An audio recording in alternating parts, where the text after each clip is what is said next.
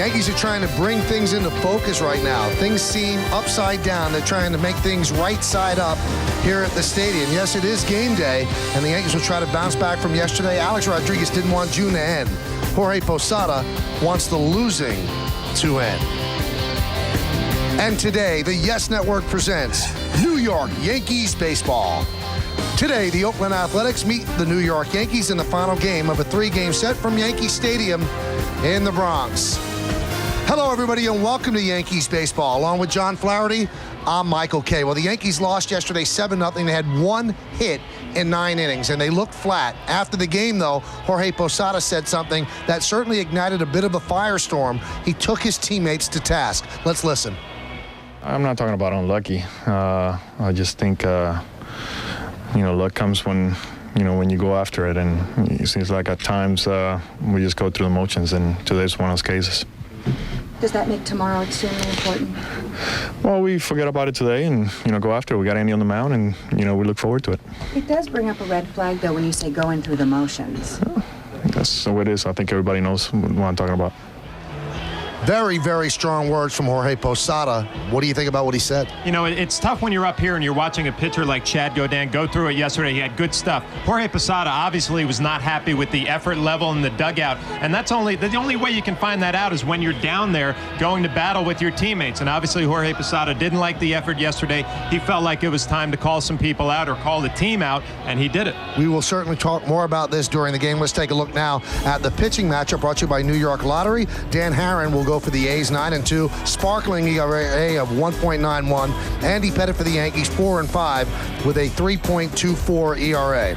Well, the Yankees have struggled, but it hasn't been all negative. Alex Rodriguez has had one of the more magical first halves of the season that you will ever see. There have been some bad as well, some very bad in this season, where the Yankees seemed like they were just asleep. But big moments, Alex Rodriguez again, that big home run against the Red Sox, and then help was on the way in the person of Roger Clemens. They might need more help. Again, the bad certainly outweighs the goods for the New York Yankees. We'll take a closer look at the first half of the season when we get back on Yes.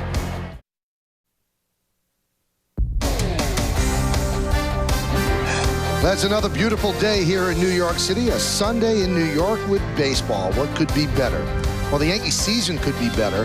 Month by month, they were 9-14 in April, high ERA. In May, 13-15, ERA went down. ERA went down more in June, and they went to 15-11. Yankees have a good home record, but they have not done well on the road. Now, the reason that we pay John Flaherty the big money that we do is he's going to try to make sense of all this. What has gone on with this Yankee season? Why are they so inconsistent? Well, I think when we came into this season in spring training, we said this Yankee lineup is going to have no problem scoring runs, and they just have not been very consistent. You can see by the numbers, the ERA and the pitching staff is getting better. Roger Clemens has come on. He's done a decent job, but the numbers are coming down pitching-wise, but you haven't seen the consistency offensively. Alex Rodriguez having a big year, Jorge Posada, Derek Jeter. The rest of the guys got to start picking up the pace a little bit. Is it there, though? It's there. It's just you need to get hot. You need to get going and just start rolling. A little bit of a different lineup today. We'll give you the lineups, the first pitch, and most of all, and most importantly, baseball right here on Yes.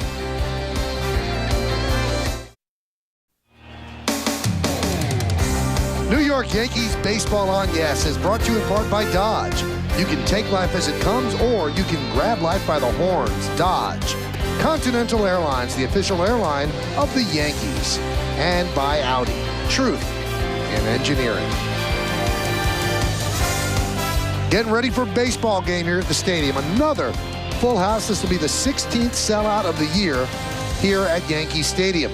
Yankees trying to win the rubber game of this 3-game set against the Oakland Athletics. Andy Pettitte taking his warm-ups, and we're taking a look at the A's starting lineup presented by Rico. Shannon Stewart's in left field leading off. He had a great June. Mark Ellis at second base will bat second. The number 3 hitter and playing right field, Jack Cust. Eric Chavez, the third baseman, will clean up. Batting fifth and playing first base, Dan Johnson. Bobby Crosby, the shortstop, will bat sixth. The number 7 hitter, catcher Jason Kendall. Mark Kotze plays center field. He'll bat eighth. And the backup catcher will DH. His name is Kurt Suzuki. He'll bat ninth. And great numbers for Chavez against Andy Pettitte. Andy Pettitte gets the start for the Yankees. This will be his 19th game. He's 4-5 with a 3.24, about a hit per inning, and probably a little bit too many walks for him, 56 strikeouts. We'll take a look at the Land Rover pitcher scouting report. You just talked about it, Michael. Control issues. He walked 5 in his last start against Baltimore. See if he can improve on that today. And home run decline. He's given up only 1 home run per 17.6 innings. And that's down from last year, where it was 1 home run every 7.9 innings. And he has to figure out Shannon Stewart. He's hitting .431 career off of him. He has to make an adjustment today. IO Digital Cable is the exclusive official HD sponsor for Yankees telecast here on Yes. Well, there's still a buzz around the team about the comments attributed to Jorge Posada. Kim Jones spoke to him on the postgame show yesterday. We played it at the beginning where he questioned some of the desire of some of his teammates, and it's significant because it comes on the heels of earlier this week, Andy Pettitte wondering if everybody felt as much emotion and cared as much as he did. Joe Torre kind of diffused that, and he said he thinks that it was born out of frustration, and he just hoped that if there was a problem where they felt people weren't playing hard, that Jorge Posada would confront the player rather than going to the media. So we're ready for baseball. Let's do it. And there's a strike. We started off, and the count 0-1. 72 degrees here in New York City, another gorgeous day. Shannon Stewart carries a 6-game hitting streak into this contest. He hit .373 in June. And he hits one sharply in the hole. Backhanded by Jeter. The jump pass to first. Got him! Vintage Jeter to start off the game. John, that is his signature move. Well, it's a signature move. When we saw this play Friday night, same type of ball into the hole, the big jump step. And what jumps out at you is the arm strength, the accuracy, the backhand and the jump, and then he gets a good grip on it and plenty of arm strength for this throw. Andy Phillips with a nice stretch. Chooses to go with the jump step, which he gets a stronger throw off of. Most infielders would go with that plant on the back leg and come up with a good strong throw. Not Derek Jeter right there. And the pitch to Mark Ellis is a strike. The defense has really been stepping up lately. We've seen a bunch of good plays from Derek. Robinson Cano turning some double plays. Alex Rodriguez has been solid. And with this pitching staff, not a whole lot of strikeout pitchers on this staff. They're going to have to play defense. And that one is looped into shallow center, and it's a base hit just over the head of Cano. So a single for Mark Ellis. Let's take a look at the entire Yankee defense. You've seen a couple of the guys already. In the outfield, you've got Matsui, Cabrera, and Abreu. That's left to right. Alex Rodriguez has just 5 errors this season. He had 24 last year. He'll be at third. You've got Jeter at short, Cano at second, and Andy Phillips at first. Posada's behind the plate. Caught all 3 games of this. Well, he DH'd on Friday. He was the catcher yesterday and today, and Andy Pettitte is on the mound. Andy Pettitte with a 1.13 first inning ERA, and that's the second lowest in the American League. Chad Godin, who beat the Yankees yesterday, is 1.06 in the first inning. And the pitch to Jack Cust is inside 1-0.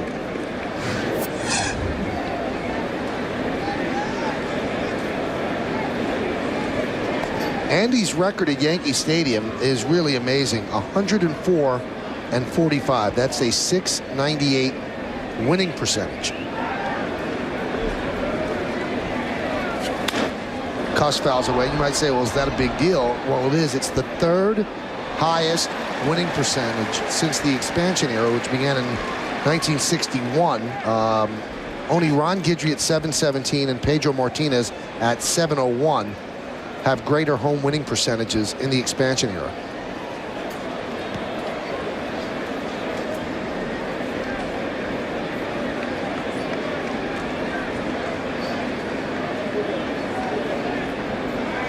Pettitte has that great move that'll keep Ellis close. Let's take a look at the umpires today. Get you all set up. Ted Barrett's behind the plate. Mark Carlson is at first. Larry Young, the crew chief, is at second. And Angel Hernandez, who umpired at home plate yesterday, he'll be at third today. Your best pitching matchup of this series, Andy Pettitte against Dan Herron with the 1.91 ERA. Line drive, base hit to right field. Mark Ellis will stop at second. The ball is bobbled by Abreu, and Ellis will go to third. So that'll be a single and an E9.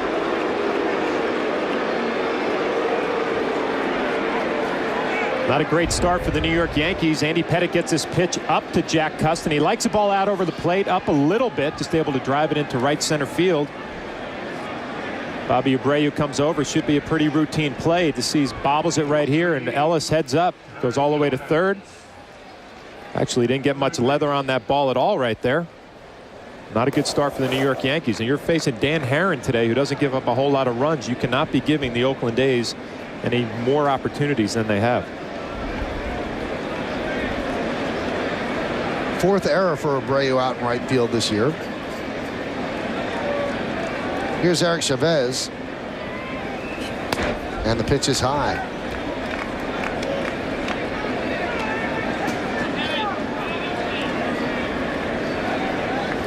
Chris Basak was sent down today, and Edouard Ramirez, a reliever, has joined the Yankees, so another arm in the bullpen. There's a breaking ball strike. Now Andy Pettitte knows he's facing a starter for the A's that has an under 2 ERA, so you cannot give up that many runs, and he'd love to get one of his signature double play balls right now. And Chavez with good numbers off Andy Pettitte, 455. You know, he likes the ball out over the plate. See them trying to go inside right here. And sometimes you just think about a hitter and a pitcher's strengths, and the strengths for Andy Pettitte are, you know, sliders away, cutters away to left-handed batters, and that's just where Eric Chavez likes the ball. So you can understand why the numbers are so good. Take a look at Dan Herron, starting pitcher. Andy has gotten 6 double play balls in his last 4 starts. He'd love one here, but the count now 3-1 on the A's third baseman. Dan Johnson is on deck. I saw Chavez yesterday take Mike Myers the other way. He's probably going to take that same approach with Andy Pettitte today.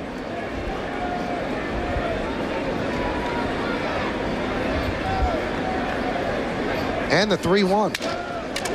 Grounded second base. They go to second one.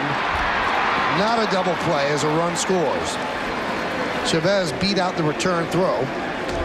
So it's a 4-6 on the putout.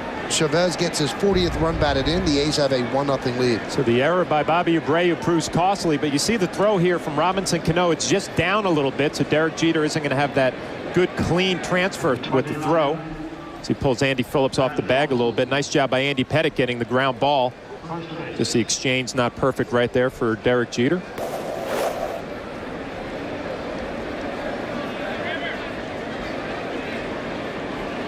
There's Dan Johnson. But first, a throw to first.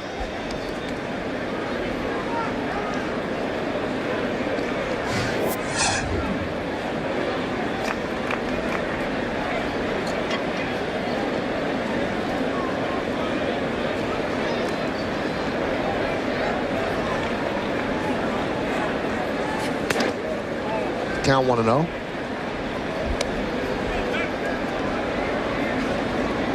Johnson 10 for 26, hit one into the upper deck yesterday. That was in the 6th inning, and it was against Keiagawa. It was a hanging slider from Keiagawa that he got up in the zone. Dan Johnson was able to drive it out of here. Fouls that one straight back. We'll take a look at it. Keiagawa made a good pitch 0-2, and then he tried to come back with this slider 1-2, and he just spun it up there. Dan Johnson hit a deep fly ball in the 6th inning. You know, left on left, he's one of those guys you can try and run that fastball in on him or throw that cutter away if you're Andy Pettitte and see, just keep the ball down.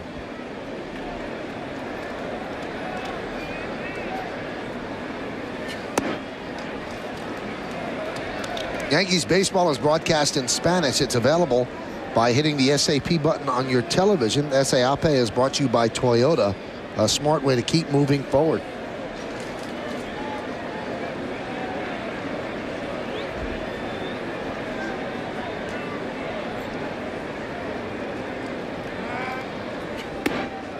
Johnson had stepped out. The umpire did not give him time, and the ball was a ball anyway.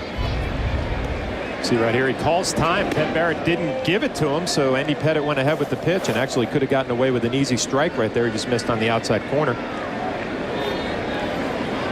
They kind of lost in that game yesterday. Keiagawa actually showed some improvement yesterday. He had a decent ball game. Still has some things to work on. There's a strike, count 3-2.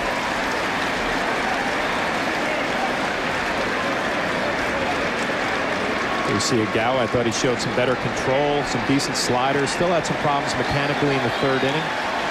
But overall, for a fifth starter, thought he did a pretty decent job yesterday.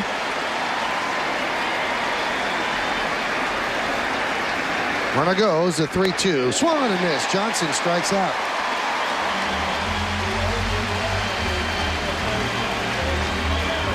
So the A's get a run on 2 hits, 1 error, and 1 man left. That run is unearned, an unearned run. A's won, and the New York Yankees coming to bat. Well, the A's have given Dan Herron a run in the top of the first inning. He pitches to a 1.91 ERA, and will be pitching to this Yankee starting lineup presented by Rico. A little different. Johnny Damon, the DH, will lead off. The captain and the shortstop, Derek Jeter, bat second. Robinson Cano gets a shot at the number 3 hole. He'll be at second base, and he'll hit third. 6 for 16 against Danny Herron. Cleaning up, third baseman Alex Rodriguez. Jorge Posada will catch. He'll bat 5th. Batting 6th and playing left field, Hideki Matsui. Bobby Abreu's in right. He'll hit 7th. The number 8 hitter, first baseman Andy Phillips. And Melky Cabrera will play center field, and he's going to bat 9th. And look at the numbers on Herron. 17 starts, 9-2, 1.91. Well less than a hit per inning. And the strikeout to walk ratio is outstanding. The Land Rover pitcher scouting report, 9 and counting. Dan Herron started off 0-2, and he's won 9 in a row. And the dynamic duo, he works with Jason Kendall 44 games in a row.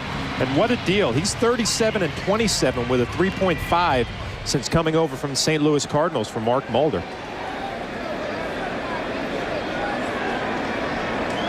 Well, Johnny Damon digs in. And the pitch outside. The 2 pitchers on the mound today like pitching under the sun. Danny Herron's ERA in day games is 1.28, which is first in the American League. Andy Pettitte, 1.84, which is 5th in the American League. What you're going to see from Herron is a good running fastball. He can make that pitch move away to Johnny Damon. He's also got an outstanding split finger, an occasional curveball. 1-1 is fouled away, 1-2. And you look at the ERA leaders in the majors, not just the American League. So 2, 3, and 4 are all in the National League, and then Jeremy Guthrie of the Orioles is 5th.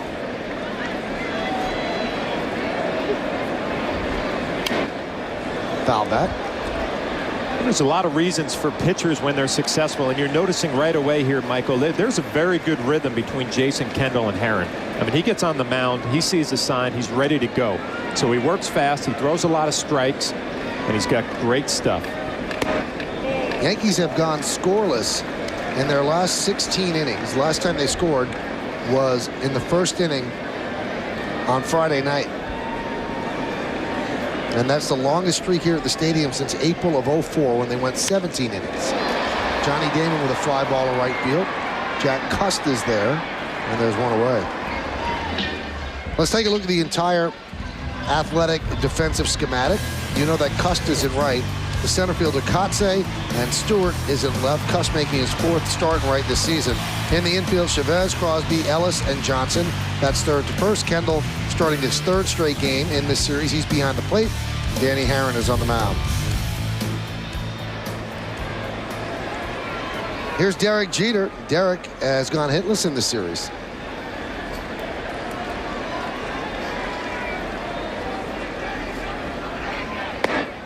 And there's a strike from Herron. Now, you talk to some of the people around the Oakland A's, you know, tell me about Dan Herron, and they say, you know what, if you're going to get this guy, you better do it early, because once he finds his rhythm, he's going to be a lot tougher than he is early in the ballgame. It looks like he has it early today. Now, this was a big trade for the A's GM, Billy Beane. Now, the A's might have had a bigger lead if not for that play by Derek Jeter in the first inning. So Derek has not let his mini slump affect him in the field. And what I'm saying about Beane is he knew he couldn't sign Mulder. So if you're going to trade a great pitcher, well, you've got to get something back.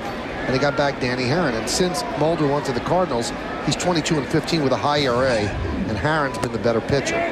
Jeter could not hold up on the pitch low and inside, so he's down on strikes. He's now 0 for 9 in this series. One of the reasons he's been the better pitcher is this split-fingered fastball that we just saw to Derek Jeter right there. But the numbers speak for themselves. 37-27, an ERA in the mid-3s in the American League. That's outstanding. And the high ERA for Mark Mulder, and the shoulder problem. So, you know, we talked a little bit about in the first 2 games of this series, Billy Beane and some of the deals that he's made and the turnover that he has on his ball club. This was an outstanding trade for him. There's Robinson Cano as a number 3 hitter. And Joe Torre is trying to find a 3-hitter. Matsui's not hitting. Abreu is not hitting. And now he gives Robinson Cano a shot. You almost wonder, at some point, your best bet for a number 3 hitter might be Jeter. But then you've got to find a number 2 hitter. Yeah, Derek just fits into that number 2 hole so nicely. Hits the ball the other way. Hits behind some runners. But you know, Joe Torre's just trying to find that lineup right now that he can run out there every day. It just hasn't clicked so far. It seemed to click when they got on that winning streak. You know, Johnny Damon was healthy. He was playing well, and everybody knew where they were hitting in the lineup. Since then, the struggles have started, and there's no consistency. How about this stat, John? If you take out the suspended game when the Yankees scored 8 runs, and you have to take it out because those stats don't count yet, the Yankees have scored 23 runs in the last 10 games. And I'm sorry, that's not good enough to win games. That's 2.3 runs a game. And Cano goes down on strike. So if Herron gets better after the first inning, the Yankees might have a long day ahead of them. 17 straight scoreless innings for the Yankees as they go down 1-2-3. We go to the second, 1-0 A's. Hey, let's take a look at the J&R Music and Computer World upcoming schedule. Twins come into town for 4 games tomorrow and Tuesday night at 7. And then Wednesday and Thursday is obviously matinee games. And then the A's come into town for a weekend series. We've got the batting practice show. I said the A's. The A's are in town. The Angels next week. And you've got 7 o'clock start on Friday. Then we've got the Old Timers game on Saturday, and Sunday a 1 o'clock start. That one is blooped into right field over the head of Cano, a base hit for Bobby Crosby. So some seeing eye base hits against Andy Pettitte. Yeah, if you're Andy Pettitte, you just got to start thinking to yourself, is it going to be one of those days? Ellis had one of these hits where he gets jammed, and Crosby just off the end of the bat just kind of flips it out there over Robinson Cano's head. It's like Andy Pettitte has pretty good stuff today, not getting away with much of it right now.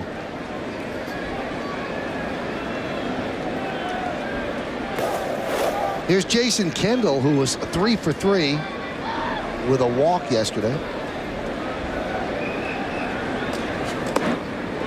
You know, we mentioned Kayagawa, and you said that you thought he did a little bit better yesterday. Now, we also mentioned during yesterday's game that he ran for about an hour and a half before the game. And then after the game, he ran for about an hour and a half. So, I mean, if the Yankees ever get a marathon team together, he's going to be the star. But why so much running? What does that do for him? That's the one thing with pitchers, you know, they work on their legs and the stamina and stuff like that. He's taking it to another level. It doesn't concern me running afterwards because you got 4 days to regroup. It concerns me the running beforehand. And this is after the game yesterday, 4:22 p.m. You know, a lot of times you want to run and get the blood moving to get that kind of the bad blood out of your shoulder or your elbow and kind of get ready for your next start. Obviously, the effort's there for Kayagawa. Dribbled slowly, third base side. That is going to be trouble. Pettitte fields, fires, not in time. A base hit for Jason Kendall. Give up a base hit off the end of the bat to Crosby to start the inning, and then you get 0-2 and make a good pitch on Jason Kendall, and it's just a perfect swinging bunt right here. Andy Pettitte does a nice job getting off the mound. He's just not going to have enough time, and Jason Kendall, known as one of those catchers who runs well for a catcher, so he gets himself an infield single. Kendall 5 for 7 in this series, now has a 5-game hitting streak. He's had a slow first half. He's looking to pick it up here the last 3 months of the season, see if he can finish up strong.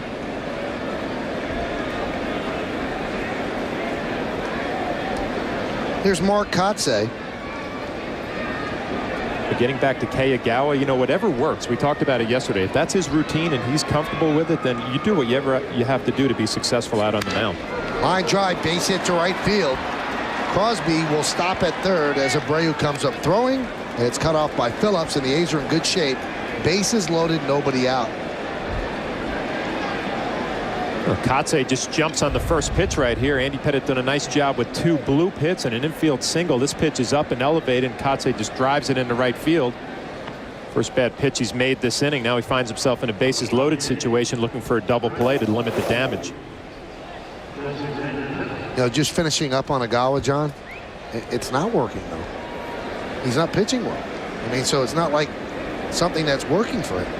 Well, you know what? He goes 6+ innings yesterday. He gives up 4 runs. I mean, it's not a great performance, but it's a step in the right direction. So, you know, my point is if you feel good about it, you got to keep doing what you have to do to be successful. Pitch is inside 1-0.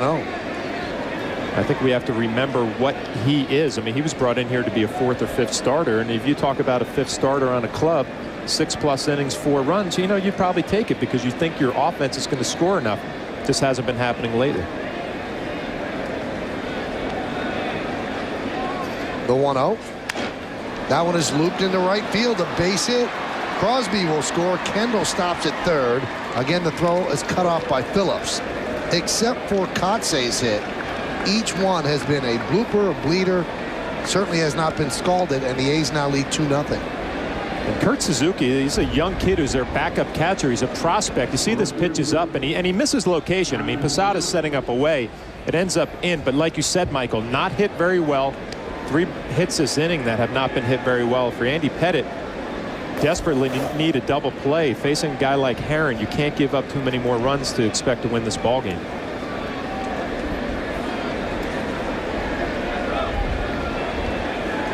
Well, here's Shannon Stewart, who was robbed of a base hit on a great play by Jeter. The A's have 6 hits even with that play.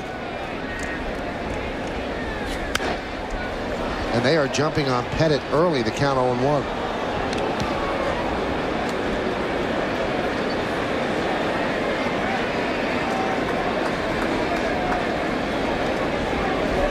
Tough situation for Andy Pettitte right here. You face a guy who has good numbers. 431 Shannon Stewart off Andy Pettitte. You see the numbers there with the bases loaded.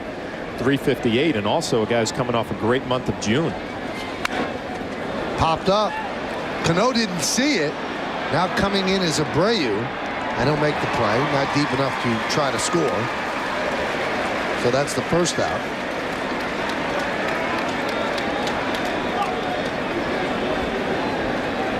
And that's going to bring up Mark Ellis. Mark Ellis has the only grand slam for the A's all season. He did it on May 18th against San Francisco in an interleague game. We're noticing early in this ball game, obviously the Oakland A's have a plan. They're going to, the right-handed batters, it looks like every one of them is thinking the other way. They're just going to stay inside the ball, hit the ball the other way, you know, almost neutralize Andy Pettitte's cutter. You might have to start going some more change-ups down and away and see if you can get them maybe to roll over. Count 1-0. Shannon Stewart had a pitch right there that he could have pulled, he could have driven, and you could tell his approach was middle of the field, right field, and popped it up to right field to Bobby Abreu.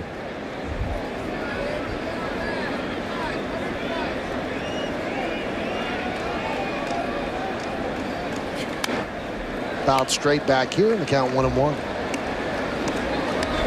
Andy Pettitte has a lot of best friends. They call the double play the pitcher's best friend, and only Kelvin Mesco and teammate Chin-Ming Wang have induced more.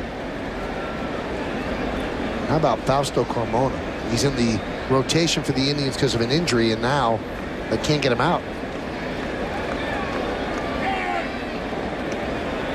Had a little time as a closer there, right? It didn't work out. I was in the rotation doing well. There's Roger Clemens, tomorrow's starter. He'll start against Booth Bonser of the Twins.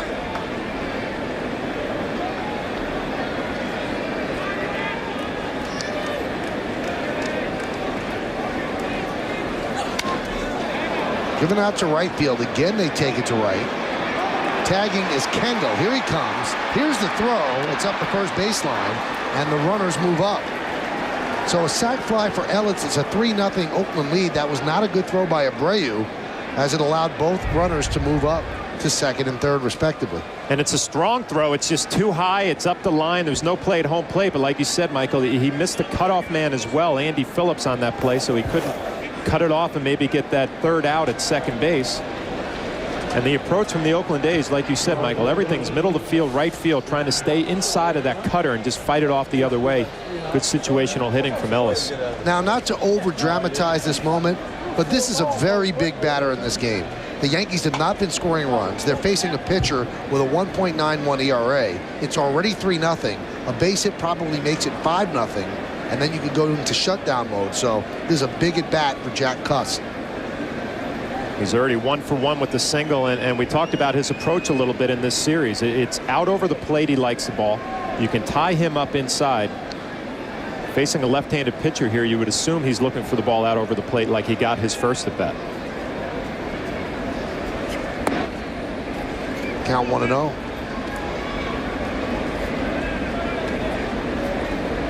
Joe Torre and Ron Guidry, this isn't the way you drew this one up. You know, obviously yesterday not scoring any runs, the one hit, you're a little bit flat, lose a tough ball game, and then you have Jorge Posada make some comments. You wanted to come out here and play good baseball early in this game. It's just not happening right now. Count 1-1.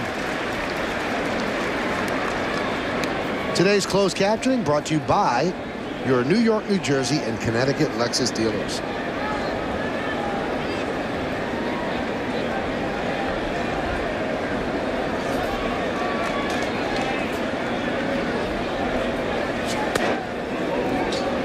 Count 2-1. And there's that fastball in. I actually had an opportunity to talk to Jack Cust. His dad was here on the field earlier before the game. Kind of congratulated him on the success of his son, and he said finally a team has given him a chance and they're allowing him to be patient. He's a very patient hitter, works some deep counts. The other organizations he was with, they wanted him to be more aggressive. Boy, he's in the right place. They preach patience here in Oakland. Just a nice fit, and Mike Piazza going down with the bad shoulder. You know, Cust has gotten an opportunity, and he's taken advantage of it. The 13 home runs. And a big pitch coming up here for Andy Pettitte. Big pitch for Pettitte, big pitch for the Yankees. A big pitch early in this game.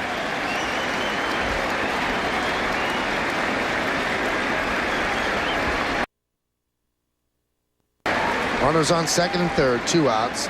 Pettitte taking too much time, so Cust steps out. He's done a nice job, Andy Pettitte has. I mean, making Cust aware of that fastball inside, so it might be opportunity to stretch the plate out on the outside corner, see if you can get him to chase a little bit. 2-2. High fly ball, deep center field. Going back, Cabrera on the track, at the wall. See ya! A 3-run home run for Jack Cust, and Oakland has jumped out to a 6-0 lead. Dan Herron, obviously the starting pitcher for the A's. He's got to like that right there. A 6-0 lead in the second inning. And we talked about it. Andy Pettitte did a nice job of throwing some balls inside to Cust to make him aware of it, and he just makes a mistake right there. Jorge Posada setting up on the outside corner, and this one was just right down the middle, maybe a little bit middle in. And Cust with that power, he can hit the ball out to all fields. Drives this one out just to the right of center for a big 3-run homer. We'll take a look at the pitch-by-pitch right here from Andy Pettitte. It's going to be the curveball down in the zone, first pitch.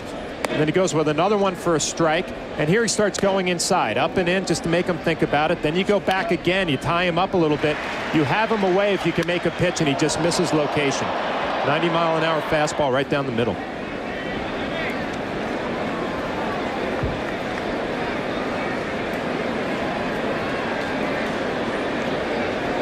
One-0 count on Chavez.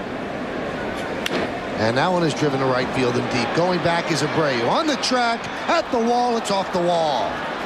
And Chavez will be at second with a double. A rough inning for Andy Pettitte. It started out with bloops, and now it's moving to blast.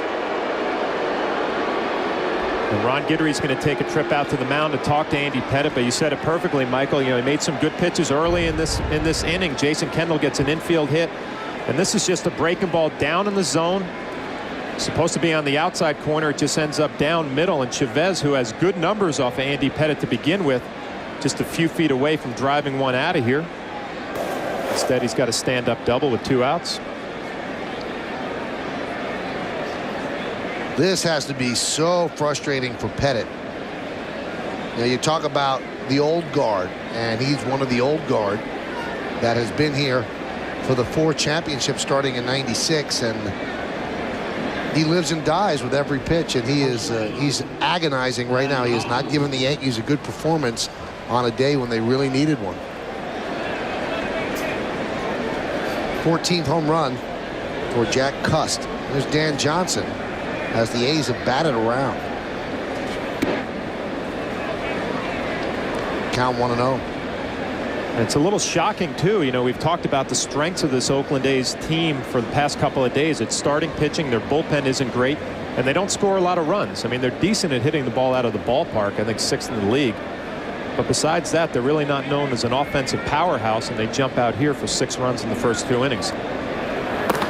Ron Malone beginning to throw. And last thing the Yankees want to do is get 7 innings out of a bullpen. Because next week, starting tomorrow, the Yankees have any days off until the All-Star break, so it's 7 in a row. Now they do have the extra reliever because they brought up Edouard Ramirez, but they certainly don't want to have to go to the bullpen in the 2nd inning. 36 pitches for Andy Pettitte.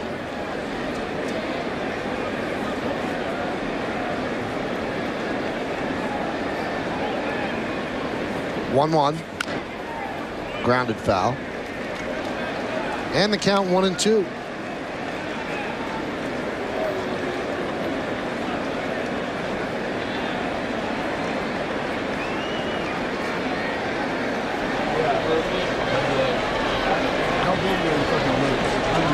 Oh, yeah. Tuck them in. In the A-ball, someone And the pitch. That one's driven deep to right field. Going back, Abreu. He's on the track, looking up. See ya! A 2-run home run for Dan Johnson, and the A's are pouring it on. They lead 8-0. A nightmarish 2nd inning for Andy Pettitte. And the thing that jumps out at you is the lack of control from Andy Pettitte, and especially when he gets ahead in the count, 1-2. Tries to go inside with a fastball right here, and actually not bad spot. It's just up and in. It didn't look like it had a whole lot on it, and Dan Johnson jumped all over it. But it's the 1-2 count where you're trying to make a pitcher's pitch right there, and he just catches a little bit of the plate. And Dan Johnson was ready for it, and that's going to end Andy Pettitte's afternoon. A very short afternoon for Andy Pettitte. An inning and 2/3 as he jogs off the mound, probably thinking, what went wrong? Yankees go to the bullpen. We go to a break. 8-0 A's. Tomorrow's starting pitchers brought to you by Verizon Fios. Make the switch to Verizon Fios. TV, internet, phone. Boof Bonzer will go for the Twins. Roger Clemens gives it a try for the Yankees. Coverage begins at 6 with our batting practice show. 6:30 is the pregame show. And then right around 7:08 will be first pitch by Roger Clemens. Ron Malone takes over, and he'll face Bobby Crosby. And the pitch is outside, 1-0. 12th game for Malone, less than a hit per inning. Obviously, he wants to get the walks down.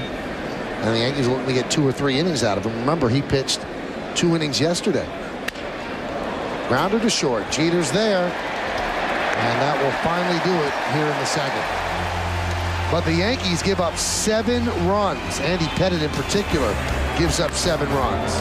The big blast, obviously, the 2 home runs. One by Jack Cust, one by Dan Johnson. It's 8-0 Oakland. We go to the bottom of the 2nd. Well, this year, when you're out of town and out of the Yankees broadcast area, you can still watch Yankees baseball. Log on to MLB.tv, and you can watch the game on your computer via the internet live. For more details, visit www.yankees.com, where baseball is always on. Blackout restrictions apply. Well, Dan Haren has to feel pretty good about life right now. We go to the bottom of the 2nd inning. He has an 8-0 lead. Alex Rodriguez will lead off. And the pitch is low.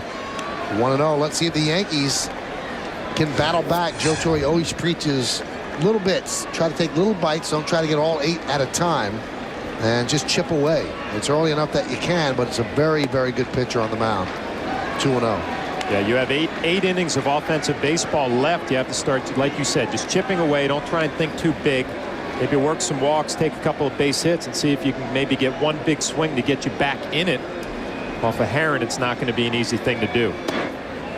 And Haren's going on 3-0 on A-Rod. And you almost hope from the Yankee perspective that a guy like Haren, you know, he pitches maybe a little bit differently, where he relaxes a little bit, you know, has a big lead and maybe lets up. Not where he's letting you hit the ball, but the focus isn't there that it would be in a 1-run ball game.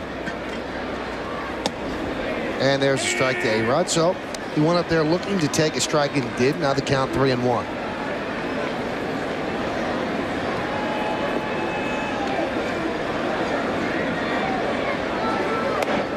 And A-Rod walks. Yankees' first base runner of the day.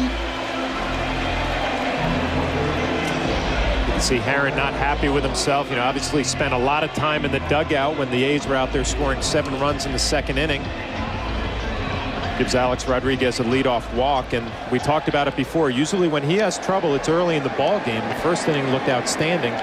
Yankees hoping to do a little bit of work here in the second.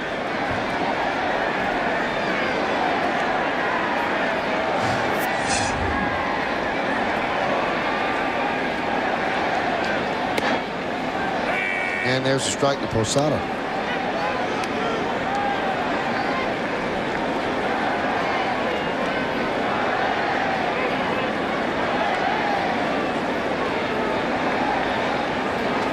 Well, Posada made the big news after the game yesterday when he questioned the effort of some of his teammates, and then when Kim Jones followed up and said, you know, who are these players? And he said everybody knows who they are. Well, the people in the media don't know who they are. Maybe the people in the dugout do. There's a base hit for Posada as A-Rod moves to second. And we discussed this in the open, John. Jorge Posada and Andy Pettitte earlier this week kind of make these generalizations about people not caring, people not trying, and they're not naming names. We'll take a look at what Posada did with that pitch that stayed out on the plate. I think that's a little dangerous in itself, John, because you're painting everybody with the same broad brushstroke, and now you start guessing games amongst fans and media. Who's the guy's not trying? Well, you do. It's a little dangerous, but, you know, we don't know what's going on behind closed doors. You know, there might have been some discussions between teammates. Hideki Matsui swings over that curveball. You know, there have been team meetings where I'm sure some things were addressed between the guys on the ball club. We just don't know what's going on in that clubhouse. But Jorge Posada obviously frustrated with yesterday's effort. You know, only the one hit. But, you know, when you're on that dugout, you can sense the intensity level, the energy level, the effort level. And Posada not happy with it yesterday, so he decided to take it public with the media. Now, Joe Torre was very calm talking about it before the game in the dugout to the media, but he did say, why not say it to your teammates rather than going to the media? So if they had said it to their teammates and they felt that there wasn't a response, maybe there was a method to Jorge's madness by putting it in the papers and on the TV and the radio in the hopes that maybe you'll embarrass your teammates into performing better. I think that there might be something to that. But, you know, I remember back in Toronto, there was a big team meeting. Some things were addressed between some of the guys on that ball club. And you know what? There hasn't been much of an improvement. There was a hot streak there for a while, and now another losing streak, a tough stretch here on the road trip, and now this homestand not starting off the way the Yankees wanted it. And, you know, you bang your head up against the wall trying to figure out a way to get this ball club to play better and to respond, and Jorge decided to take it public yesterday. Well, Yankees trying to chip away right here in the bottom of the second. They're behind an 8-0 deficit, and there's first and second, nobody out. The 2-2 to Matsui. Tries to pull an outside pitch and grounds it to first. They go to get the force at second, and they get just that. Now, Joe Torre, as we mentioned, spoke for a long period of time in the dugout, and here's some of what he said about keeping it in-house. You know, we have family issues here. When I'm talking about family, I'm talking about teammates. And if that's an issue, I mean, if we have family issues, then you should address them the way you would at home. You know, you don't talk to the next door neighbor about, you know, what's going on with your wife or children. Jorge went to the next door neighbor. Kim Jones is the next door neighbor. Yeah, that's right. He told her. You know, it's just frustration, like you said, Michael. I mean, knowing Jorge and the way he plays the game, I mean, even when he talks about contract issues, he said, all I want to do is win. And when it's not happening day in and day out, he probably just had enough and felt like something needed to be said. And again, you could almost explain it away as one man's frustration, but it came on the heels of what Pettitte said earlier in the week, and these are two of the cornerstones of what this team has done since '96, and they're the ones who spoke up. Pitches low to Abreu, the count 1-1. That's what makes you sit up and take notice a bit. If they're going to talk, if both of them are going to see the same things, there's got to be something there. Joe Torre doesn't see lack of effort, though. He does not see that, although I doubt that Joe Torre would come out and admit it to the media that this guy's not trying. I'm sure if he sees it, he's probably dealing with it internally.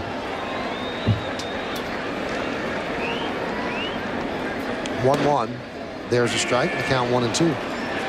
And my thought goes back to the 05 season when I was a member of this ball club, and we were really not producing well early in the year. And there was almost the feeling like you would just go out there and it would happen. You know, instead of making it happen, forcing it to happen. And you know, kind of Georgie said yesterday about not getting any breaks or not getting any luck, things like that. You create your own luck. I think that was his point yesterday. Soft roller, and Herron will tag out Abreu. Alex Rodriguez scores. So an RBI for Abreu, and that's significant because it's the Yankees' first run in 17 innings, and the A's lead is now 8-1. This is what the Yankees are going to have to deal with all afternoon with Herron. You know, he's got a great split finger fastball. If he gets ahead in the count, it's his primary strikeout pitch, and Bobby Abreu just able to get a piece of it to drive in a run.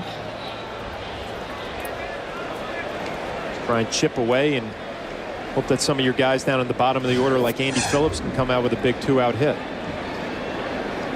Runner at second base now.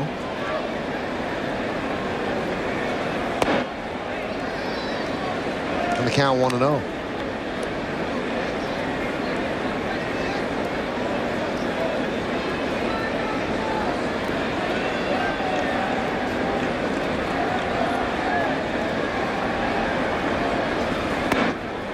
I just think that when you hear words like that, John, you having been an athlete, there's nothing more damning than somebody saying either you choked or you're not trying. I mean, athletes just can't deal with being called chokers or they're not trying. And you know, two big marquee players in Major League Baseball have hinted that players aren't trying. I mean, that's really, really unbelievable to accuse teammates of not trying. And it's something that has to be addressed, and you're right, maybe it is being addressed in the clubhouse. Yeah, and it's one thing that, you know, it's dangerous because you got to remember there are different personalities on every ball club, and you got to pay attention when a guy is going good, how he handles himself. You know, how does the energy level look? And when he's going bad, does he carry himself the same way? You know, is it different? Is it better? Is there more energy? You know, it's a tough situation. I think sometimes when guys are struggling and you're not hitting, it looks worse than it actually is. The body language isn't there.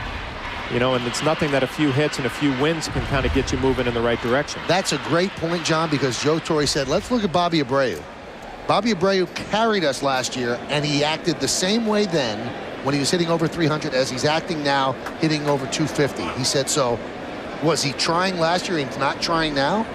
And I thought that that was a good point, because when someone's not producing, they might be looking the same way as they did when they were producing, but you're looking at them through a more jaundiced eye. I totally agree. You know, the name that jumps out to me, Robinson Cano, who makes the game look so easy sometimes.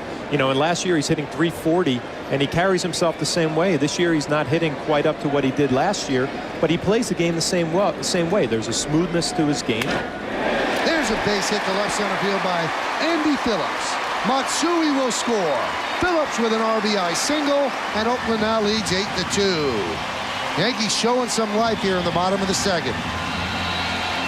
Showing some life and maybe a little bit of fight, and that's what it's going to take to get back in this ball game, are the 2-out hits. Andy Phillips gets a curveball down in the zone. It's a 3-2 curveball for a strike. Does a nice job of just staying on it, not trying to do too much, and drive it right back up the middle. But it's going to take some walks. It's going to take some 2-out hits to get back in this ball game. And then you hope later on you might get one big swing that'll take you over the top.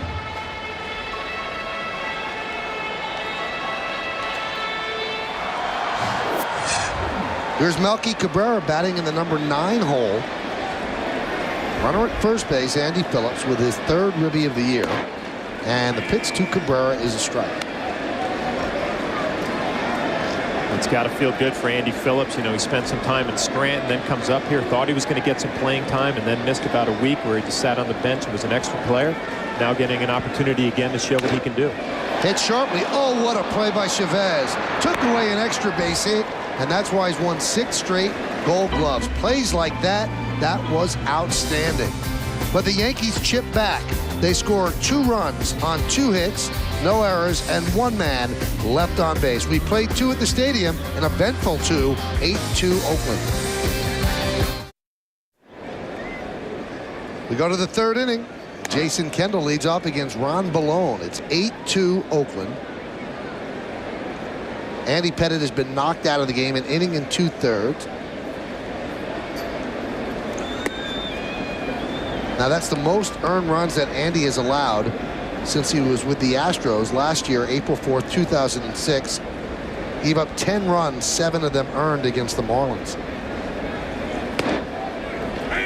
Now how many innings was that? We'll check that out because I don't think it was an inning and 2/3.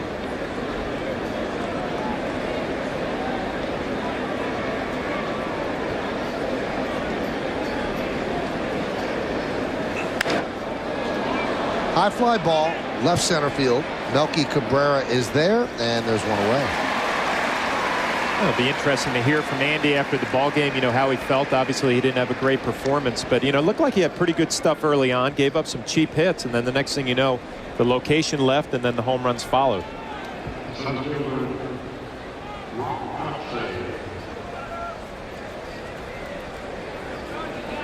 Here's Kotze. He had a single off Andy in the 2nd inning.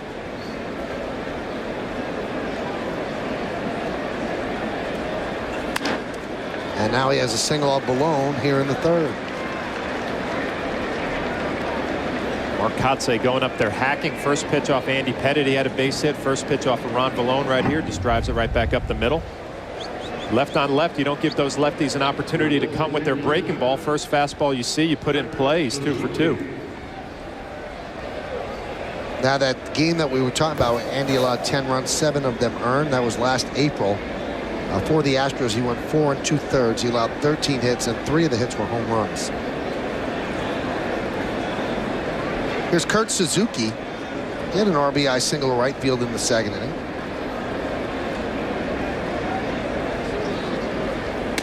And the pitch is inside. 1-0. The A's kind of think life would be better long-term with Suzuki down in the minor leagues playing every day. That's why they're trying to get Mike Piazza into catching shape. And Piazza then would back up Kendall. Suzuki would go down to AAA and play every day and be the catcher of the future.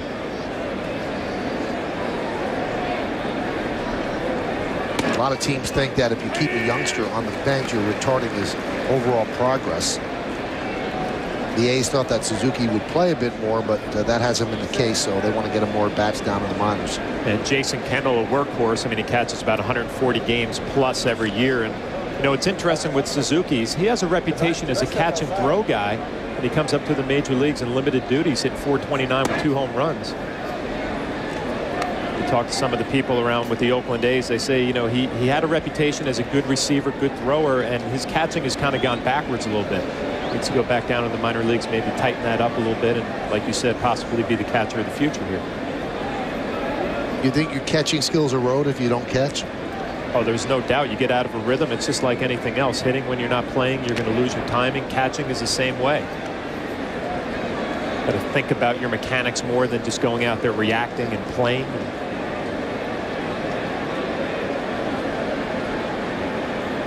Bob Guerin spent a lot of his career as a backup catcher.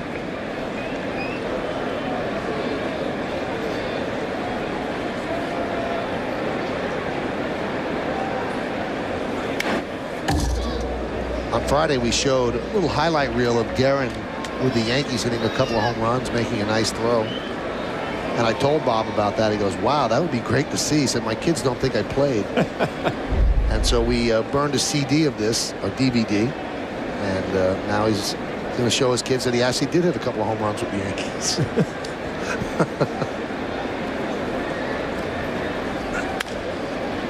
Grounded foul outside of 3rd. So I gave him the DVD today, and he was all pumped. He said, oh, wait till they see this.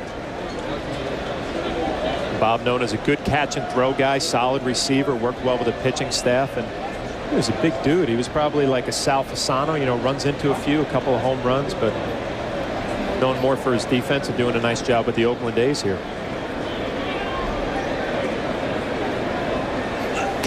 Swing and a miss, and Suzuki chases a fastball up and away for the second out.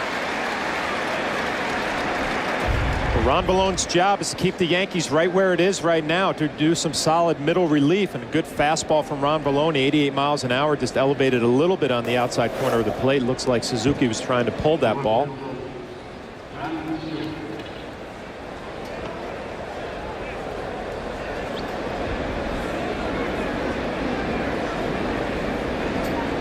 Here's Shannon Stewart.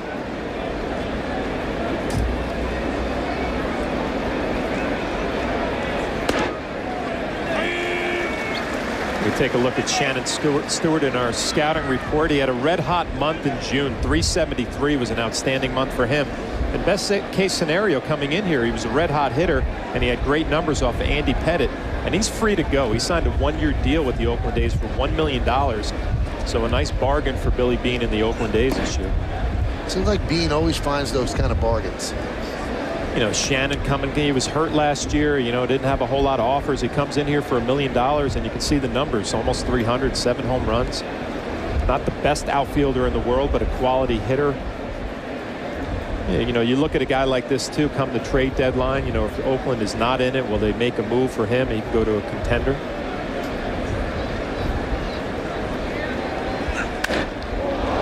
High fly ball deep left center, going back Cabrera in Death Valley.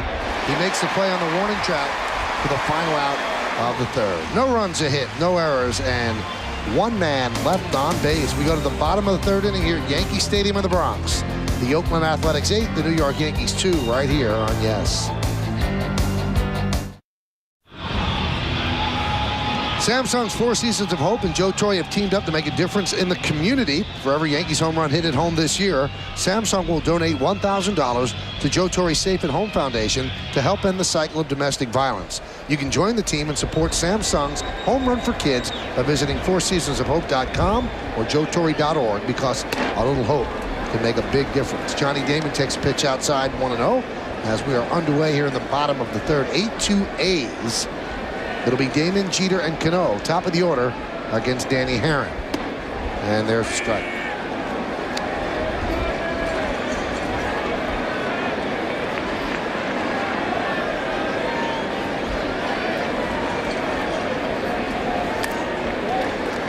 Is it hard for a pitcher when he has a big lead to not pitch differently?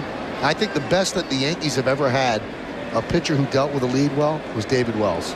He just threw strikes. Well, David Wells pitched the same way no matter what the ball game was. It was a strike with every pitch that he threw, which made the catcher's job that much easier. But you know, I always had trouble calling a game when you had a big lead like this, because you get, I don't know if the right word is defensive, but you just want to throw strikes instead of attacking a hitter.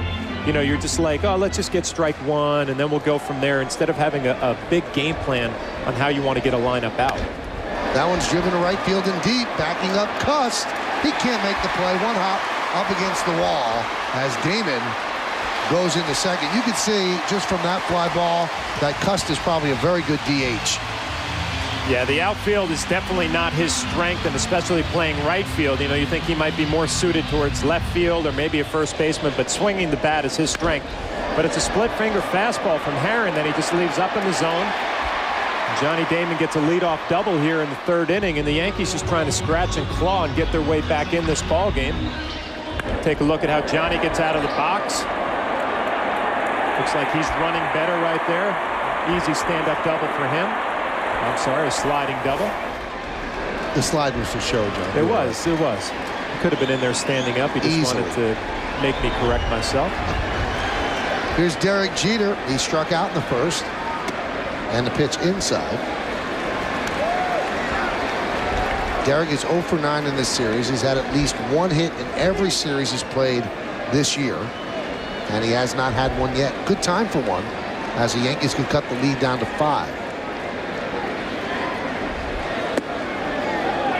There's a strike.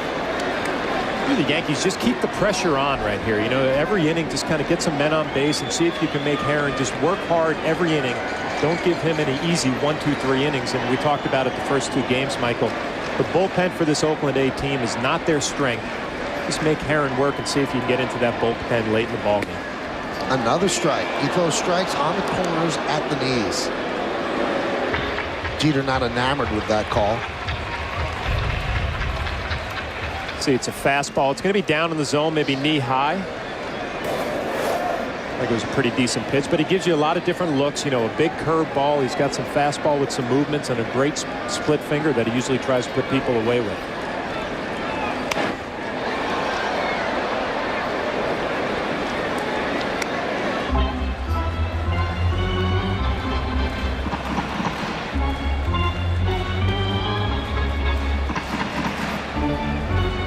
Aaron looking to go 10-2. Also looking to better his credentials for possibly starting the All-Star game. Right now, CC Sabathia looks like he's in pretty good shape. Josh Beckett. Josh Beckett and Sabathia. Jeter down on strikes. He foul tipped the ball, but Kendall held on. And wow, to see Derek Jeter 0 for 10, very, very rare. That's what's happened in this series. Take a look right there. It looks like that split finger fastball, and he threw a fastball that was about 93 miles an hour the pitch before that Derek fouled off, and it just speeds your bat up a little bit. Then you get this nasty split down. A lot to handle right there. You talk about the All-Star game, Michael. I mean, that game is going to be at AT&T Park in San Francisco. It would be a nice, I guess, local story for a guy from Oakland starting that ball game for the American League. There's a ground ball by Cano to Johnson, and there's two away. And that'll bring up A-Rod. The All-Star lineups will be announced later today. And then there's a number of ways that you can get on with the manager and the players voting and internet voting, but the initial lineups will be announced today, just from the fan voting. And Alex Rodriguez at last count had the most votes of anybody. And he has earned it this year at .330, 28 homers, and 79 runs batted in. He walked and scored in the second. And a strike from Herron.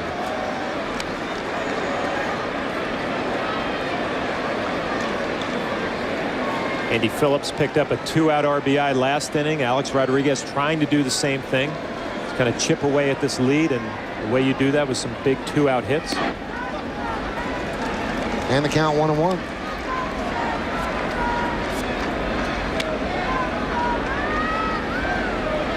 This is an at-bat right here. I think last year Alex Rodriguez would be thinking, you know what, they're probably going to pitch around me, pitch carefully to me, you know, to get to Jorge Posada behind me. This year, he doesn't seem like he's thinking as much at the plate.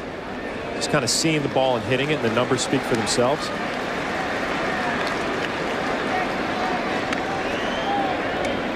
July is not a month that Alex was looking forward to because June was so good.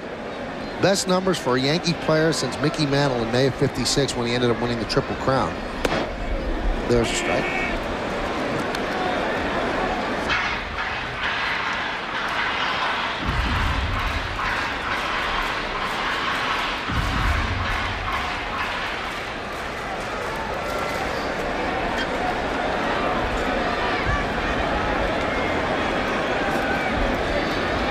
The 2-2 pitch.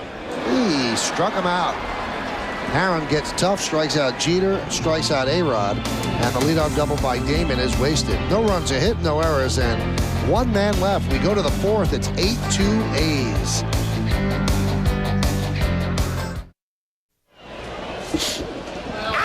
Hey, it's time for the Aflac trivia question here in the top of the fourth inning. Dan Herron has won his last 9 decisions. Who was the last A's pitcher to have a 10-game win streak prior to the All-Star break? We'll find that out in the bottom of the fourth inning.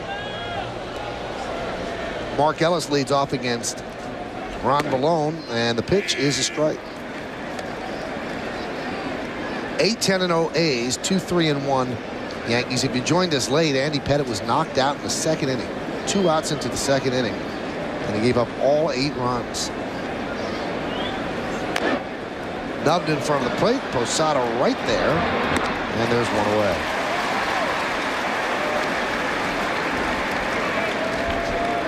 Good job by Ron Ballone. You know, middle relief right here. Your job is just to throw up some zeros and keep your ball club in the ball game. So far, so good for Ron.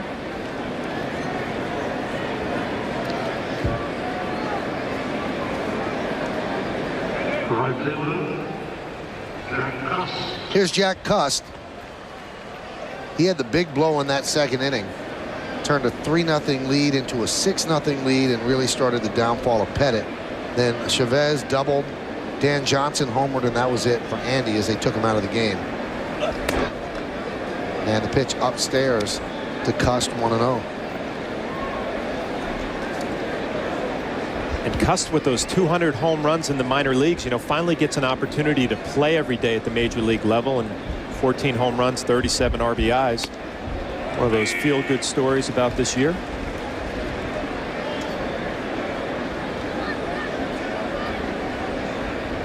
How about this for a strange bit of news, John? The Seattle Times is reporting that Mike Hargrove will announce his resignation today, which is odd. They've just won 7 in a row. They're in the wild card hunt. Instead, in fact, they're only 4 games behind the Angels. They're 44-33. Wow. So they don't give a reason, but that is what's being reported by the Seattle Times. That's a pretty good job to get. Pitch is up and in as Cust goes down.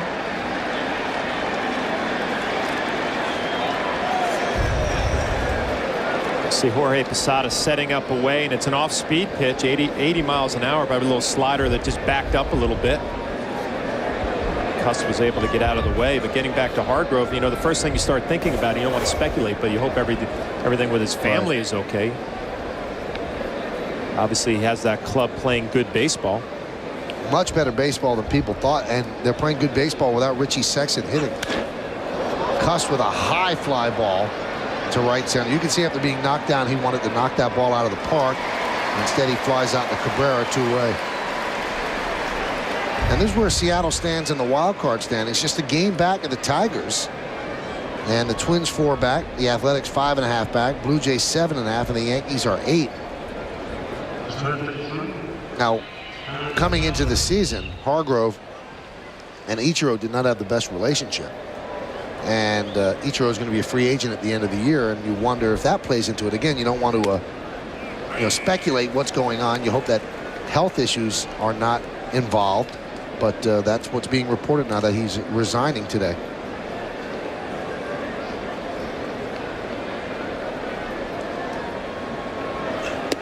There will be people lining up to take that job. It's a beautiful city. It's a great ballpark. It's an ownership that's willing to spend money. It's a nice situation. And they have some good young players on that ball club, so you don't see it as a one-year thing. You feel like they probably have a nice future there in Seattle with those young players. Chavez hits one deep to center. Melky Cabrera on his horse. He's there, and he'll put it away for the final out of a 1-2-3 inning. Ron Malone's done a nice job. 2 1/3 shutout innings in relief. We go to the bottom of the 4th. It's 8-2 A's.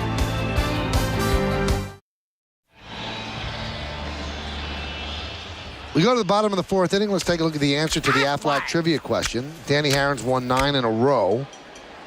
Who was the last A's pitcher to have a 10-game win streak prior to the All-Star break? And the answer is Mark Mulder. How about that? All comes together. He was traded from Mulder, and now he might have a 10-game winning streak before the All-Star break, just as Mulder did in 04. It's incredible how those things come together. Amazing. Here's Posada. Pitches outside. This is a release from the team from Hargrove. A quote from him: "I cannot continue to do this job if my passion has begun to fade."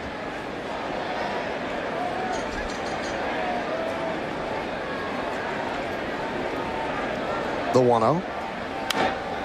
Are you reading between the lines? I don't know what to make of it. You know what, I can kind of relate. I mean, obviously managing and playing are different things, but that was really the reason that I chose to hang up the spikes and retire, because you didn't want to do the work anymore. But you would think with a ball club playing as well as his team was playing, sounds like a lot of fun out there. Obviously not for Mike Hargrove.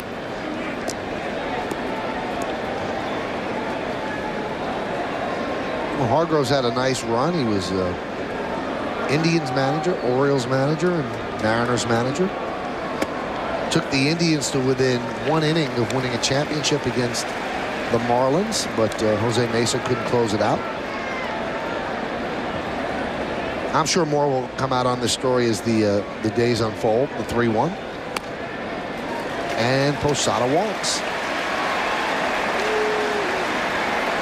Aaron is not handling prosperity very well. No, you can see he's not happy with himself too. You know, and the thing you notice from the left-handed batters, he's losing pitches that are off the plate away. So Jason Kendall's going to go out and have a little conversation with him and see if he can get him back on track. But there are just some guys who pitch better in tight ball games. You give them a big lead right here, a 6-run lead, and your only thought is to throw strikes. Not that easy to do sometimes. Well, you know what? He keeps pitching like this, John. He'll have himself a tight ball game. That's just what the Yankees are hoping. You know, the formula for getting back in this ball game is good middle relief, which Ron Balone is supplying so far, and some opportunities offensively where you get some base runners on base, see if you can chip away. You play for that one big swing later on in the ball game. And the pitch to Matsui is a strike.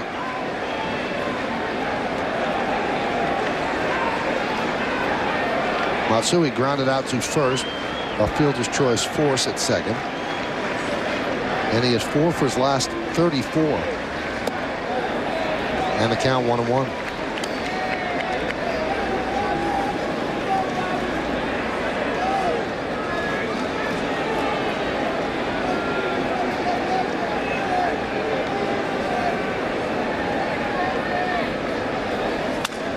Line drive down the right field line. It is a base hit and then bounces into the seats for a double. Yankees are set up to chip away a bit more. Second and third, and nobody out.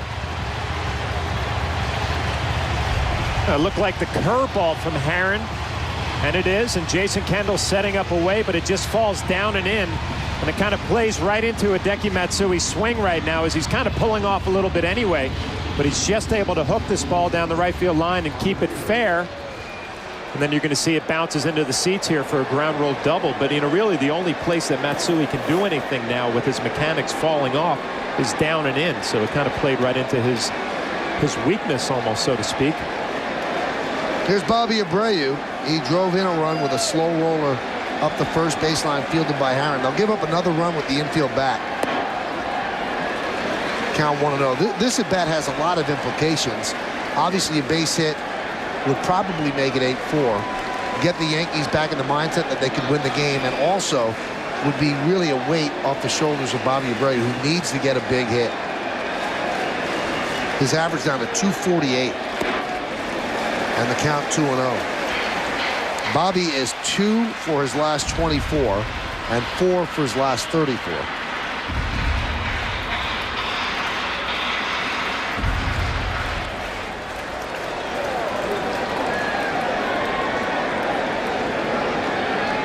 Jorge Posada leading without his helmet.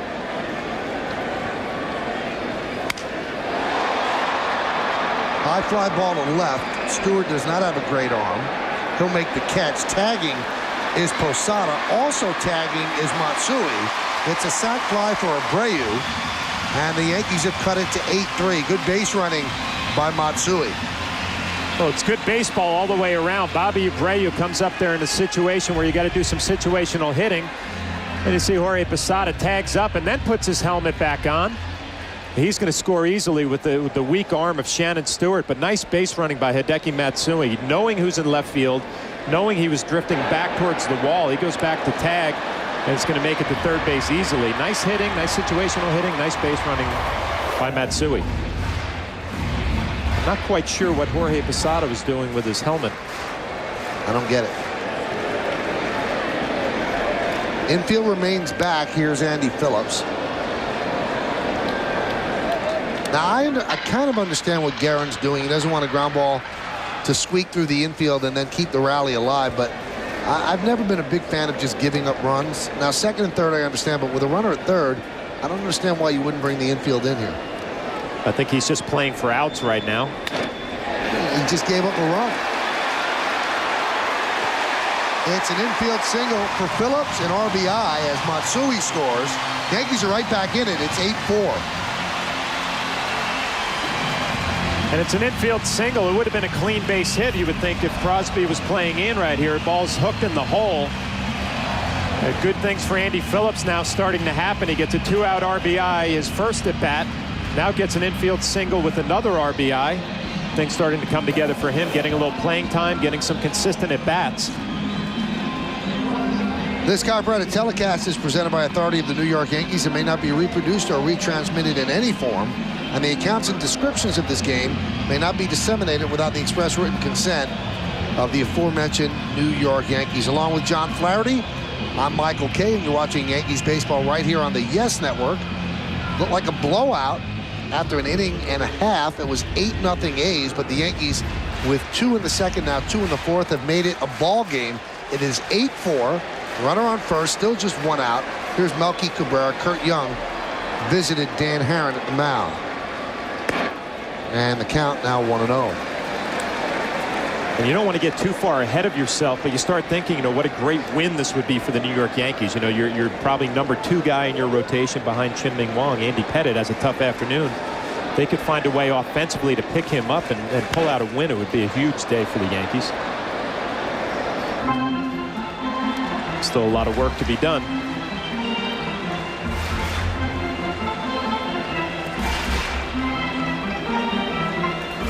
He's thrown 70 pitches so far, so a lot of pitches for Herron. And as we've told you throughout the weekend, you want to get into the Oakland bullpen. That is not a strength with all the injuries out there. The 1-1. 2-1. And it's gotten to the point for Bob Guerin that, you know, he's just going to go with his starters as long as he can. He's going to kind of push the envelope with the pitch count and try and stay away from their weakness in middle relief. You know, they feel pretty good about Alan Embry, who's now their closer, and Casilla, who's their setup guy.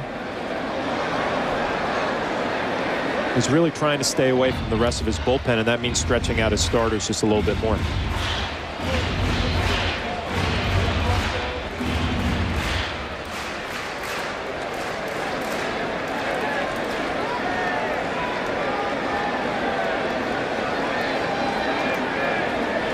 Two count on Cabrera. Grounded inside first, fair, and down the right field line. Phillips will go to third. Going to second is Cabrera. The Yankees second and third with 1 out.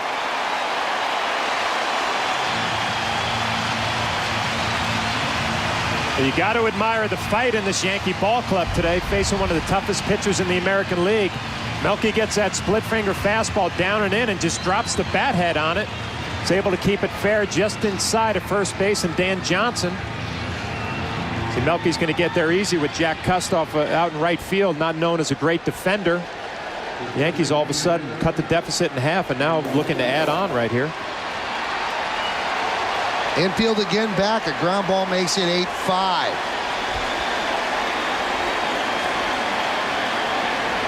Herron deals, and he deals a strike. 4 runs allowed today, the most since April 2nd, which was opening day.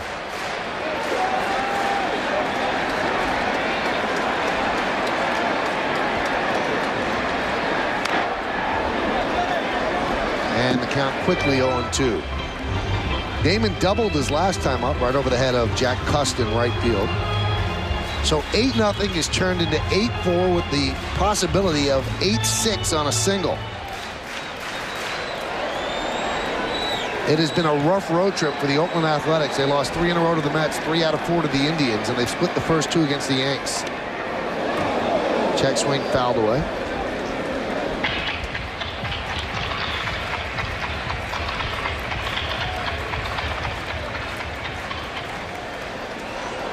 Bob Guerin with his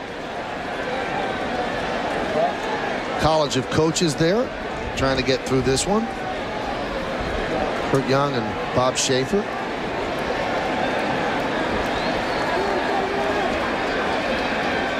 The 0-2 fouled away.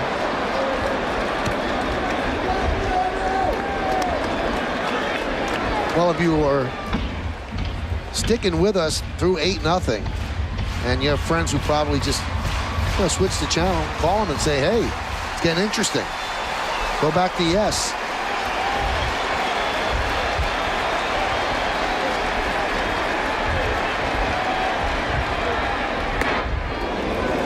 Count 1-2.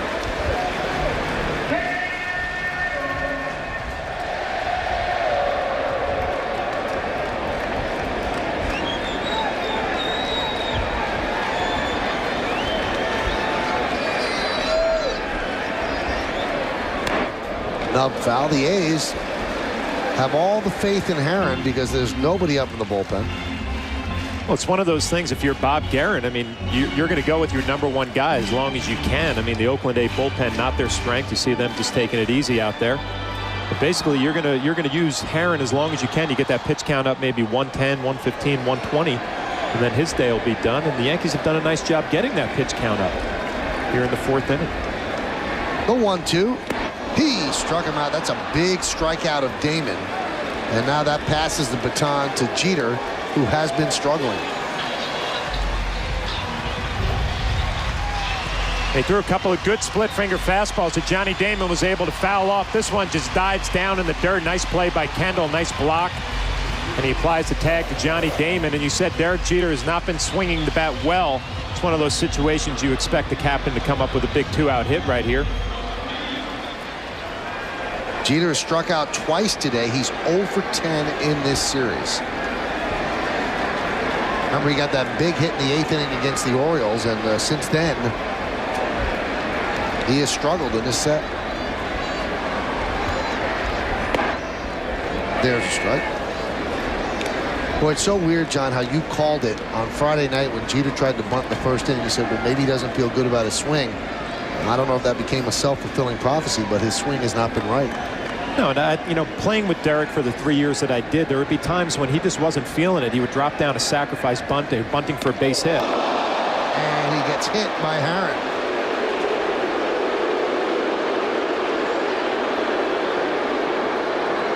And Steve Donahue, the assistant trainer, and Joe Torre quickly out of the dugout. He got hit hard. We'll take a look and see where this one got him. But, you know, we've noticed from Herron that the balls have been up and away to the left-handers. This one runs in, and it's off his elbow, which I guess is good news if you're the New York Yankees. He usually takes so many of those hits off of his hand. This gets him right on the back of the elbow,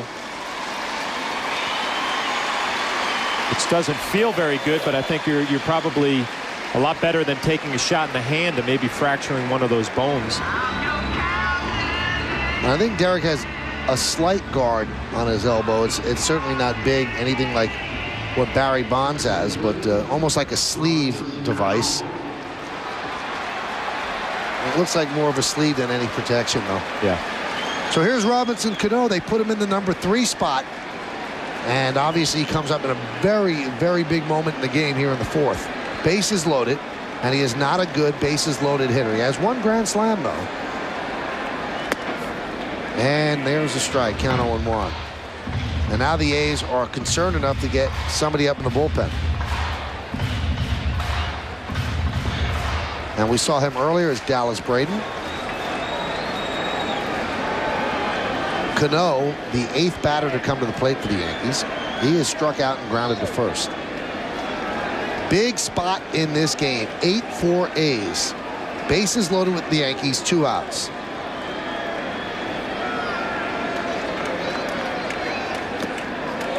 Blocked there by Kendall, and the count 1-1.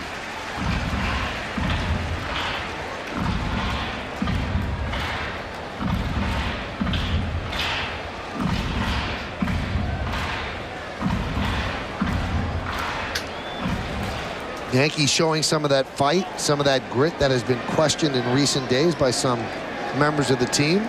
Let's see if they can finish it. The 1-1. 2-1.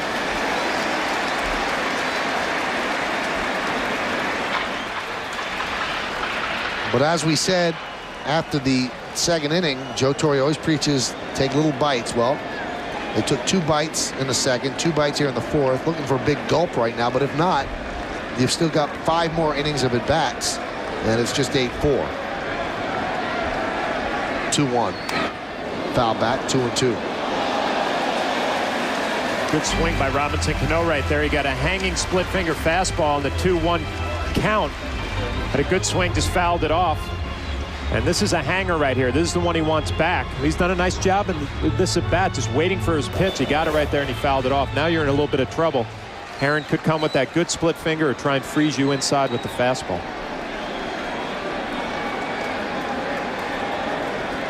Two-two. Deep drive right field, but Cust is there.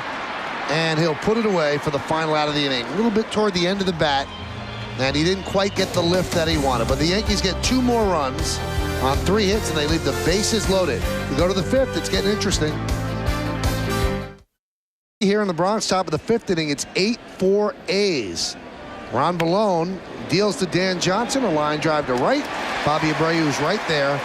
1 pitch, 1 out. What Balone's doing now is allowing the Yankees to creep back into the game, John, because if he had come in and just kept giving it up, well, then the Yankees would not have had the incentive to try to come back. Yeah, and it just takes the wind out of your sails. You throw up a few zeros right here, and all of a sudden the Yankees are right back in this ball game. You've done the hard work. You've scored the 4 runs off of Herron to get yourself back in it. Now you play baseball for the second half of this ball game. There's Bobby Crosby against Valone, and the pitch is outside, 1-0. And a lot of relief pitchers in Joe Torre's pen who have started out middle relief and ended up pitching big innings late in ball games. Tanyan Sturtz comes to mind.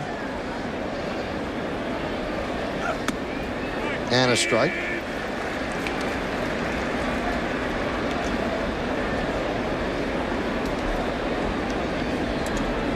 Ron Valone, a guy down in that bullpen, really hasn't found his niche yet. With Mike Myers struggling against left-handers, you might think about him coming into ball games later on. Count 1-2.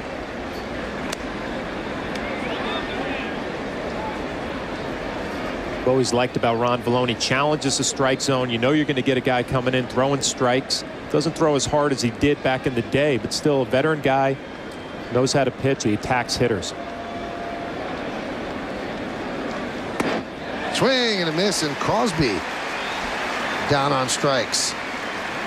7 in a row for Balone. Hey, if you can't catch it live, catch it later on WB Mason Presents Yankees Encore. It's a replay of every Yankees game that gives you a second chance to see all the excitement of Bombers baseball.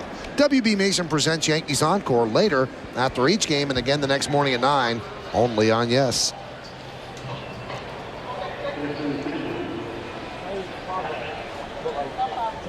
Dan Herron is either nodding or doing his Jerry Tarkanian imitation.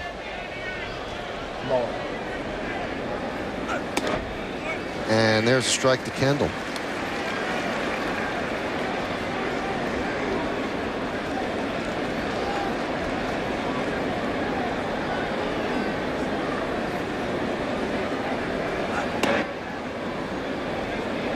And the count 1-1.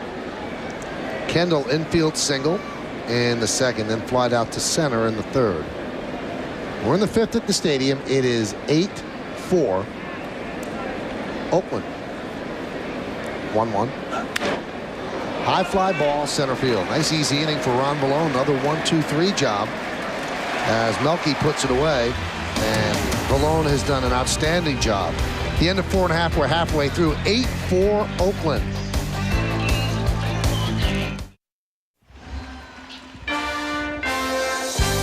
Yankees Baseball on Yes is brought to you in part by Infiniti, who uses the power of design to create dynamic, beautiful automobiles. IO Digital Cable, the leader in HD, and HD is free with IO. And by Acura. Acura Advance. Little speedboat race on the Harlem River. Alex Rodriguez swings at the first pitch, and a ground ball to Bobby Crosby. Across the diamond, 1 pitch, 1 out.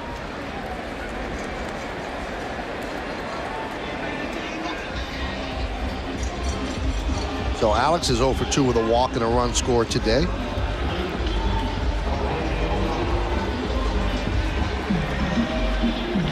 Hey, after the game yesterday, Scott Proctor came outside the Yankee dugout. Stadium was empty. It was about an hour after the game, and had a ritual burning of all of his belongings. Nothing that the Yankees own, like the uniform or anything like that, or the cap, but his undershirts and stuff like that. He tried to burn away the bad spirits. His spikes, I think he burned too. His glove, maybe, just trying to get rid of the demons, so to speak. And, we talked about Keiagawa, whatever it takes. And with Scott Proctor, same thing. Whatever you need to do to get back on track. I mean, we're just lucky that there wasn't an accident, because he's burning that stuff as Agawa's running by. You don't want anybody to get hurt.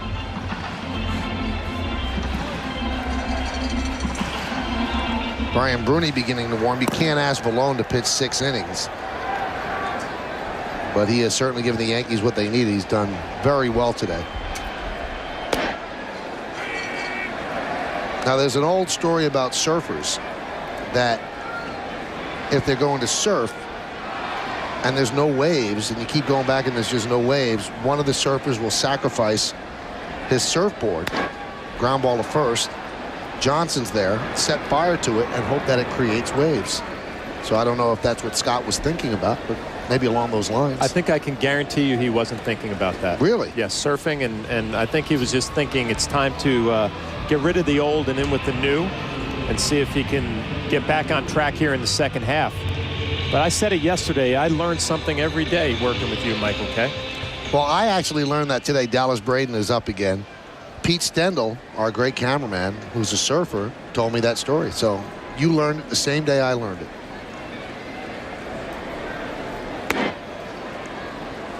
So Pete Stendel was trying to hang 10, and the Yankees are just trying to hang 10 on the scoreboard. That would give them a 10-8 victory.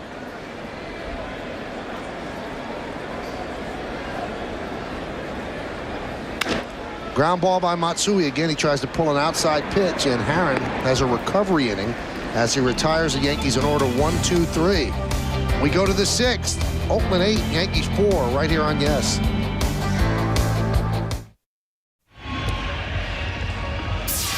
Hey, Yankee fans, for the most extensive Yankees news and notes, you have to visit YesNetwork.com. Get game recap, stats, and video highlights from every game, as well as the all-new web-exclusive video feature, Post Game Plus. Get informed, get entertained, and get it all only at YesNetwork.com. We go to the 6th inning. New pitcher for the Yankees. It's Brian Bruni.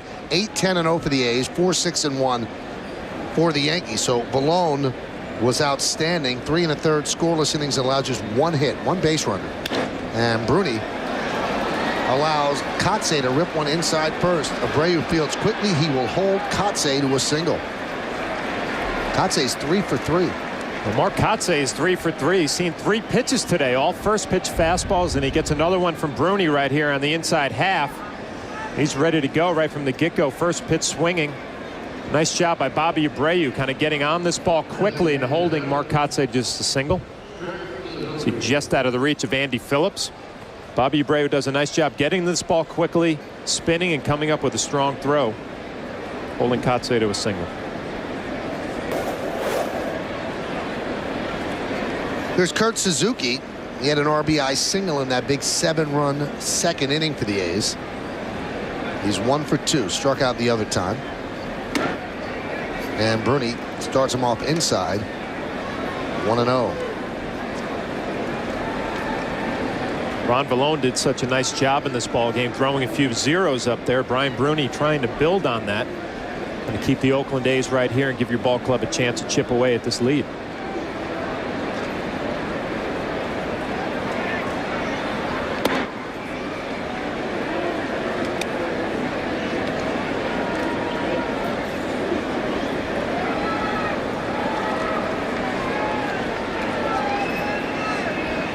Valone kept the Yankees in the game, and now he turns it over to Bruni. And you know, you might be sitting home and saying, well, why did he take Valone out?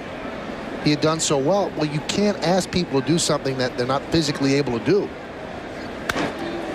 And by that I mean he has not pitched extended innings this year, and you know, if you push him to 5 innings, there's a chance you might hurt him and then not have him, and that's not fair to Ron Valone. So you take the 3 1/3 and hope that somebody else in the bullpen does the job.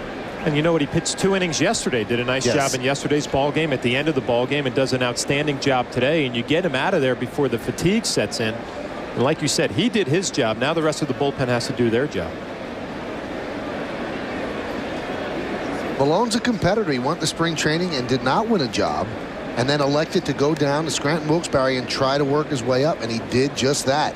And in spring training, he didn't have the velocity on the fastball, but he found it down in Scranton Wilkes-Barre, and now he's a serviceable left-hander. I mean, you're left-handed, you can throw hard, you're going to get a job. And you can throw strikes. And you know, the one thing about when Ron Valone went down to AAA, he went down there with the attitude, I got to work and get my way back. There are a lot of veterans who go down there and, you know, maybe they don't feel sorry for themselves, but they feel like they're getting a raw deal. Ron Valone was not one of those guys. He worked his way back, and now he gets an opportunity today to show Joe Torre what he can do, and he took advantage of it. And boy, he works hard. When the Yankees are on the road and you get up in the morning, you go to the workout room, Ron Balone is there already. He's been putting in a couple of hours. That's before he even gets to the ballpark. So being a major leaguer is important to him. Staying in shape is important to him. And all of that manifested itself in the last couple of days with 5 1/3 shutout innings. Being a Yankee is important to him. And, you know, a Jersey guy enjoys being at home, playing for the home team, the Yankees. You know, you constantly look at Joe Torre's bullpen. He's looking for guys to step up. And, you know, Ron Balone did that job today for him. Runner goes on the 3-2. It's foul back.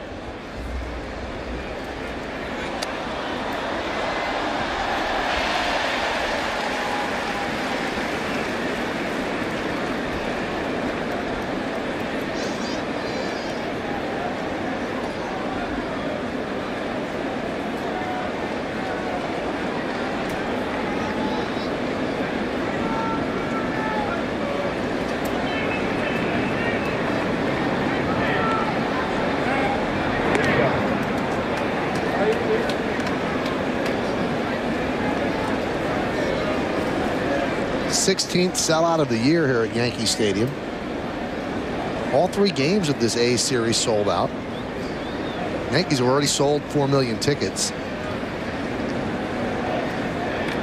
3-2, runner goes again. It popped up. Andy Phillips is there, and he'll make the catch. 1 away.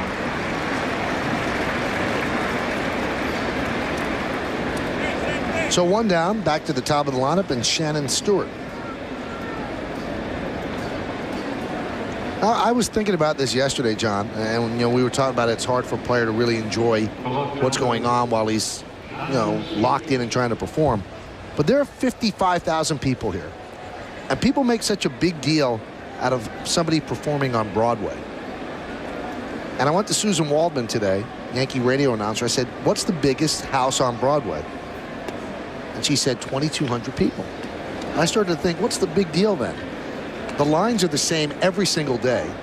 And here, it changes every pitch, and you've got to perform in front of 55,000 people. There's no comparison.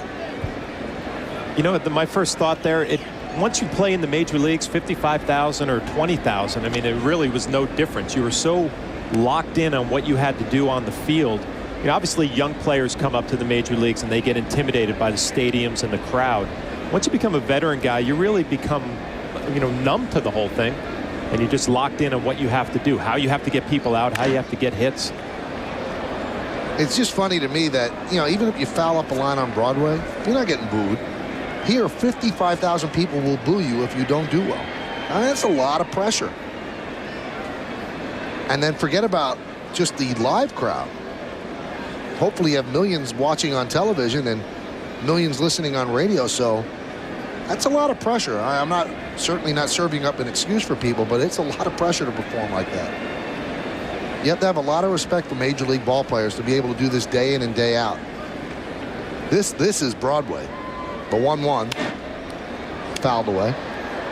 I know I've said it before, but, you know, I was always amazed. Like, I would look back at the end of the year, and Charlie Wanzowitz, the video guy, would send you a DVD of all your hits and your home runs and your good plays, and you would watch it in the offseason, and you were kind of like in awe of the whole theater, like you're talking about, the crowd cheering and the dramatics about it. When you're out there doing it, it doesn't feel like that, you know, because your mind is racing on different thoughts on how to hit pitchers, like I said, and, you know, for me being a catcher, how to get lineups out, and you never really enjoyed it when you're out on the field. So you've spoken about that a lot over the last couple of days, and I wonder, is it because you were a catcher that you couldn't take it all in? I wonder if Melky Cabrera, standing out there in center field with a lot of time on his hands, can look around and go, wow, I'm playing center field at Yankee Stadium, and there's 55,000 people watching us. Well, Melky Cabrera is looking in towards home plate. He sees this crowd. You know, the great thing about being a catcher, you're looking out towards center field, and yeah, you see the crowd in the bleachers and right center and left center, but you're so focused on your pitcher, where your defenders are playing. You know, you see the view from center field, you're going to see all of this, the upper deck and the big crowds. He probably does have time to enjoy it. Being a catcher, you never had that luxury. You know when you enjoyed it in the clubhouse after the ball game? You know, and you were kind of having dinner. Robbie Kukuza throw some great spreads down there, and you know, you'd have dinner, have a nice meal, talk to your teammates about the ball game, and then when you're driving home, you're thinking about the next day's game and what pitcher you're going to face. Missed inside, the count 3-2 on Stewart. Along with that former catcher John Flaherty, I'm Michael Kay, and you're watching Yankees baseball right here on Yes. Top of the 6th inning, Oakland leads the Yankees 8-4.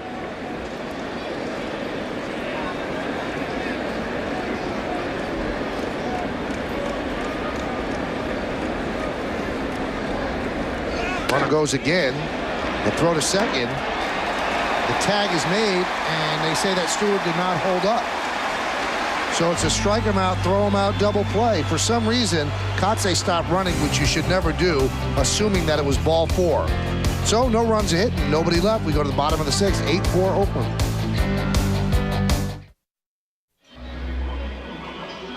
Let's take a look at the low jack caught stealing at the end of that inning. And it's going to be a high fastball. And Mark Kotze, he thinks that Shannon Stewart did not swing, so he stops. And like you said, Michael, one of those things that you just don't do. And you see here, Jorge Posada comes down and gives a nice strong throw. He actually finished and hit Shannon Stewart's bat, which you're going to worry about his fingers, maybe cracking a bone in his hand. Hopefully he'll be all right. And he went off the field shaking his hand in pain. Take a look as he clips the end of the bat. He looks to see if he got the guy out and then feels the pain.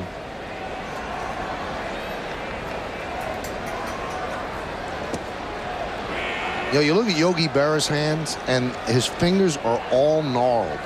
Yours look like they're in pretty good shape. Did you break your fingers ever? I shattered a few fingers. I shattered the middle finger on my left hand, and actually Abreu lines one to center field. Kotze one away.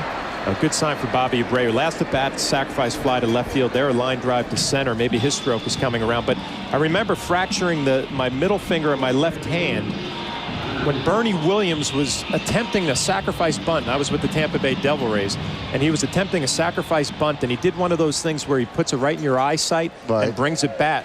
And I went to catch the ball and actually shattered this finger to end my season. I think it was my last year with Tampa Bay. Hot shot and past the diving Crosby for a base hit. Andy Phillips is 3 for 3.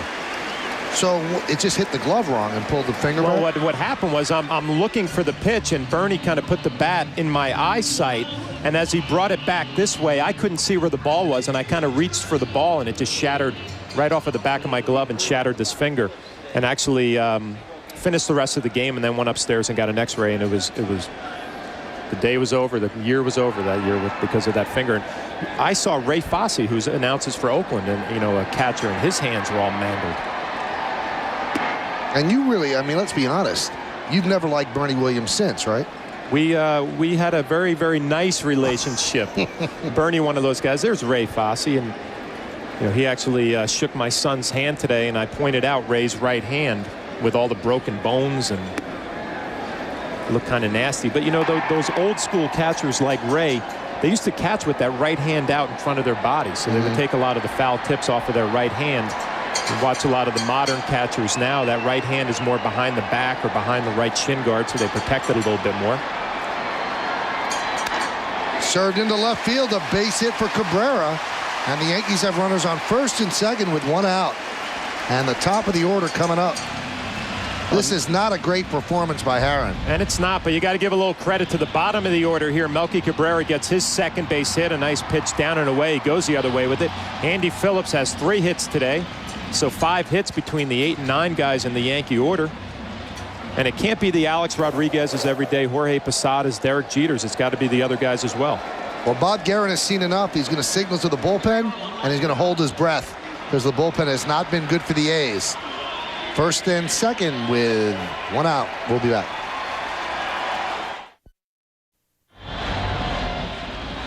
Hey, stop by and visit our friends at J&R Music and Computer World. Well, Danny Herron did not have his best game of the year. 5 1/3, 8 hits, 4 runs. The 2 runners on base are his responsibility. He walked 2, struck out 5, 101 pitches. And Dallas Braden will come on to face Johnny Damon. You see the numbers for Braden right there. 25 hits in the 23 innings. And, you know, he showed us a pretty good fastball in this series. And he's got a screwball, which is a little unusual. He didn't throw it an awful lot his last outing, but he's got a good one. And it's interesting because the Yankees did see him on Friday. Let's see if they put a book together and went to school on him on Friday as well. Here's Johnny Damon, first and second, one out. There's a breaking ball strike, whispering across the outside corner, 0-1. And we talked about this game, a great pitchers matchup, Andy Pettit and Herron. And, Andy had a tough afternoon. You give him a pass. He's been throwing the ball so well all year. Herron the same way. A great year, 1.9 ERA, and he just had a tough one today. He still can get the win, obviously. His ERA is going to suffer a bit. But the A's are just looking for wins. As we mentioned, they've had an awful, awful road trip. And the Yankees can sympathize, just coming off a bad road trip of their own. Ties him up, check swing. He did not go, said Angel Hernandez. Mission accomplished for the Yankees, though. You get a tough starter out of the ball game. Now you're into that middle relief in that pen. And this is what the game plan was when you're down early, 8-0, was to get the starting pitcher Herron out of the ball game and see if you can do some damage off of the bullpen. Good off-speed pitch, and the count 2-2. Yeah, we saw some pretty good fastballs from Braden the other night, and here's a nice slider, good break down and away on it. Johnny Damon fooled by the speed and the break. See if he goes to it again, trying to expand the strike zone down and away.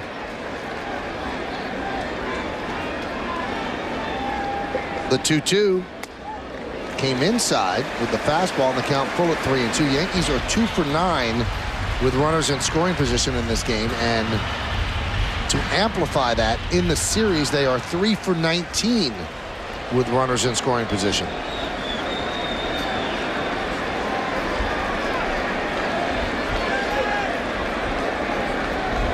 (3-2) grounded foul.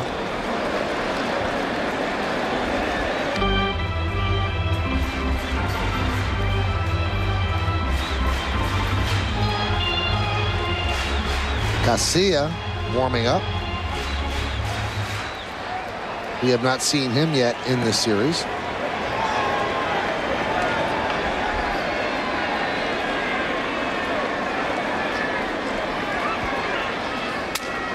Tap slowly back to the mound. Let's see if they turn two. There's one. Not in time. Damon too quick.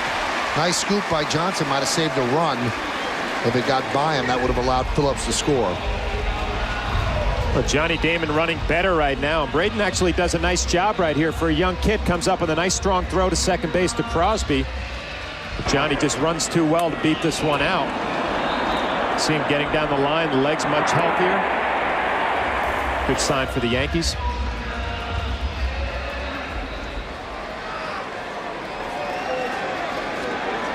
So here's Derek Jeter.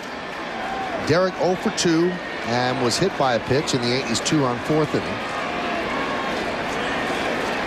Yankees had the bases loaded in that inning, had closed it to 8-4, and Robinson Cano just missed one, hit it off the end of the bat, fairly deep right field for the final out. Jeter fouls it away.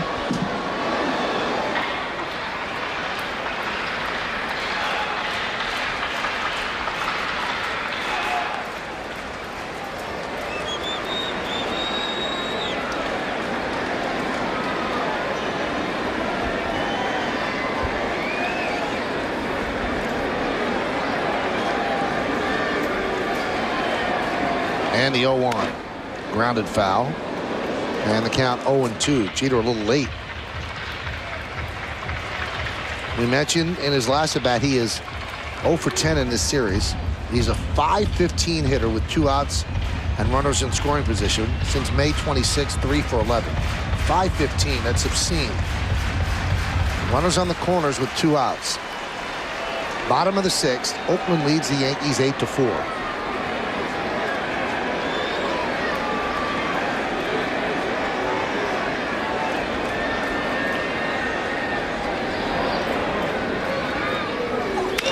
Line drive, base hit to right field. A run will score. Damon advances to second. It's an RBI single for Jeter, and the Yankees have closed to within 8-5. Andy Phillips had a big 2-out RBI earlier in this ball game, and that's really the way you're going to close this gap is with 2 outs. You got to pick up the big hits, the big RBIs.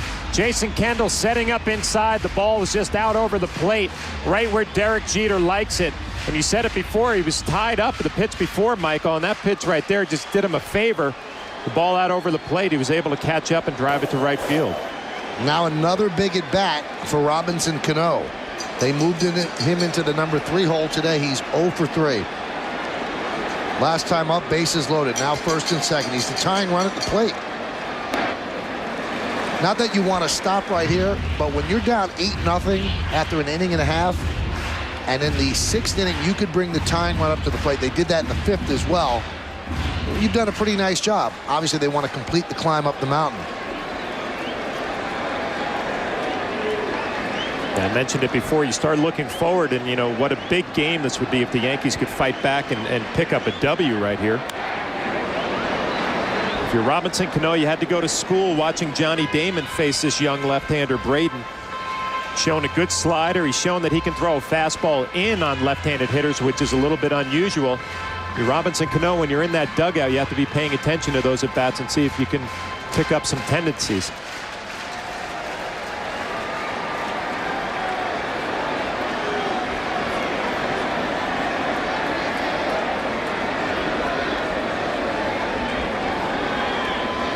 The 1-1. Missed outside. 2-1.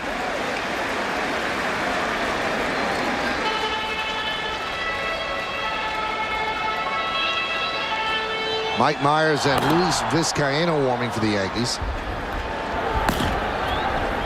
Torrey's trying to piece it together in the bullpen. Dan Harron's now only a spectator. The 2-1. Right in on the hands, and he fouls it back. 2-2.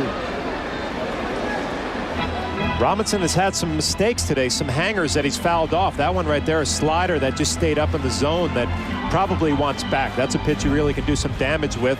See Kendall setting up away, and it just spins middle in.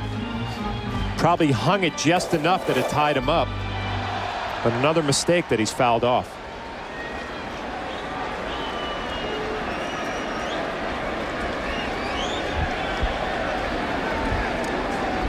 The 2-2. Fouled away, still 2-2.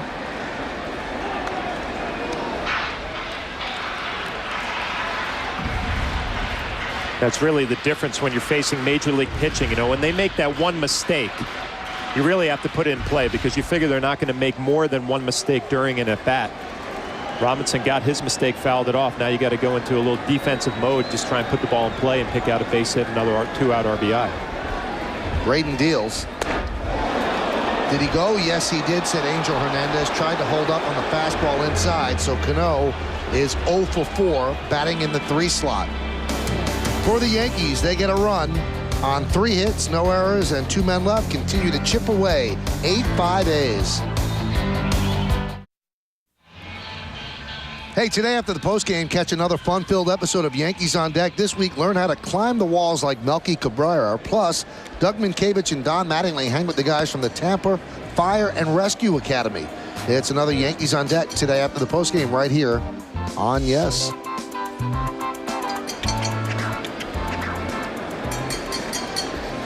Well, we go to the 7th inning. Brian Bruney's still on, and he will face Mark Ellis as the Yankees try to hold it right here at 8-5. And the pitch is a strike.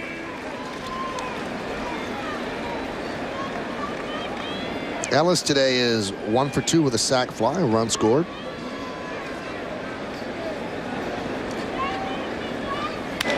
Served to right field, a base hit. Nice piece of hitting by Ellis. And Abreu gets the ball, and that's got to probably chap a catcher and a pitcher. It's not a bad pitch, but a nice piece of hitting by Ellis. Yeah, you have to tip your hat right here. I mean, the ball's on the outside corner, and you see it just kind of flips at it. Nice base hit the other way. Mark Ellis, one of those players that's really underrated playing on the West Coast. Good numbers offensively and known as a fine defensive infielder. Brian Bruney's day looks like it's going to be over. Well, now the left-hander Jack Cust is going to come up, and they're going to give Mike Myers another opportunity. He has not done well against lefties. Let's see what he does now against Cust. We'll be back. Yankees trail 8-5. Time to take a look at the game summary presented by Sharp Aquas, the official TV of Major League Baseball. All of this is going to add up to Oakland 8, the Yankees 5. Yankees fell behind early 8-0 after an inning and a half. Oakland just punished Andy Pettit in the second inning to the tune of 7 runs. But the Yankees have climbed back. It's 8-5 now here in the 7th. And Mike Myers is on to face the lefty Jack Cust. You see what Myers has done. The numbers are not that bad, but the numbers against left-handers are bad. And how about this, John? We spoke about this yesterday. Mike Myers has moved off the third base side of the rubber, and he's moved toward the first base side of the rubber to be more effective against lefties. Yeah, and it all goes back to the deception. You know, you want him to be the feeling like he's going to throw behind the left-handed hitter's back. And the one thing that was alarming last night when he faced Jack Cust, who's, you know, an older young player, I guess is the best way to put it. I mean, he doesn't have a lot of experience at the big leagues, but he felt very comfortable off of Mike Myers last night. He worked a walk, and it just looked like he was seeing the ball very well. Mike Myers made an adjustment today. And the thing with this Oakland lineup, it is set up to showcase the value of a Myers. You've got Cust, Chavez, Johnson. You've got those 3 lefties in a row, and if Myers is right, I mean, it counteracts a whole inning for the A's.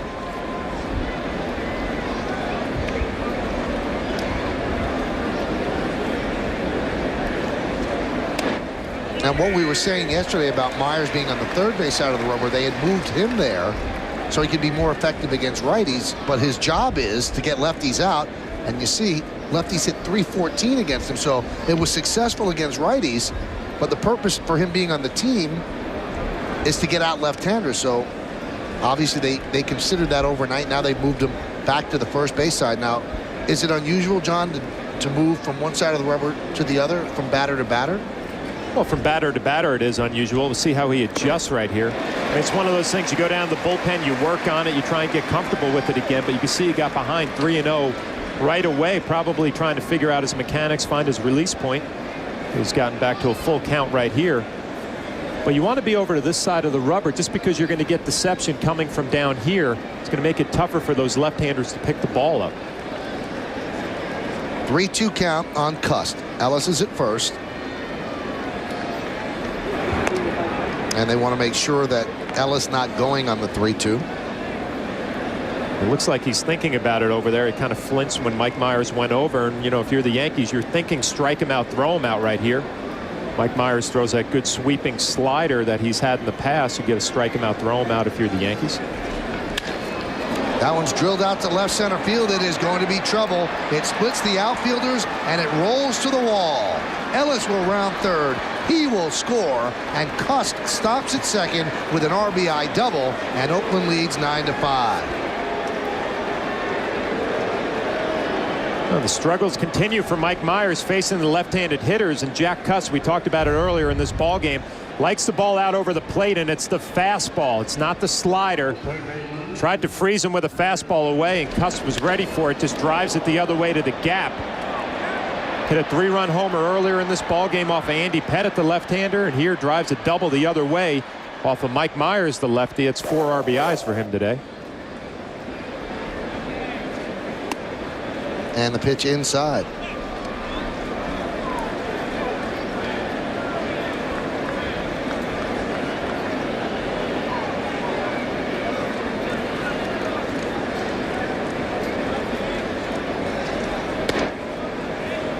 And the count 2-0, and Posada wants to go out and talk with Myers. And you know, you brought up a good point, John. It's not as simple as just moving to the other side of the rubber, because he's been used to attacking the strike zone 22 inches away from where he is right now. That's the length of the rubber out on the pitcher's mound. So there's a little bit of an adjustment there. Yeah, there's an adjustment. You know, the one thing that just jumps out at me when I watch Mike Myers pitch is the slider is not as big as it was. The sweeper is not as big as it was. I don't know if it's a lack of velocity or a different arm angle, but he just doesn't have that deception and that big sweeper to get the lefties out that he had in the past. And the count 3-0.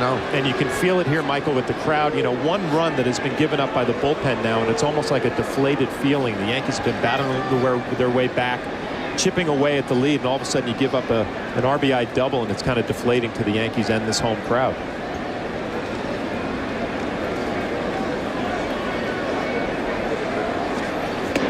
So he's gone 3-0 on both lefties, and now 3-1 on both lefties.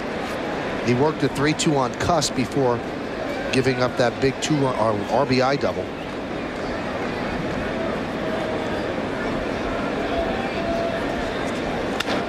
Hit sharply right at Cano. One away. So Chavez down for the first out. They got to bring up Dan Johnson. He gets behind in the count. He comes in with a 3-0 fastball, which is understandable. But, you know, on a 3-1 count, left on left, and your bread and butter is that big sweeping slider. You expect him to throw it and be able to throw for a strike. He went with the fastball, and Chavez hit it well. He just lined out. And Joe's going to go for Vizcaino. He made the same move yesterday. He'd rather have Vizcaino walk Johnson intentionally and then take his chance with Bobby Crosby hitting into the double play. So a little bit more of an indictment of Myers. A double, a hard line drive, and taking him out when another lefty's in there. We'll be back.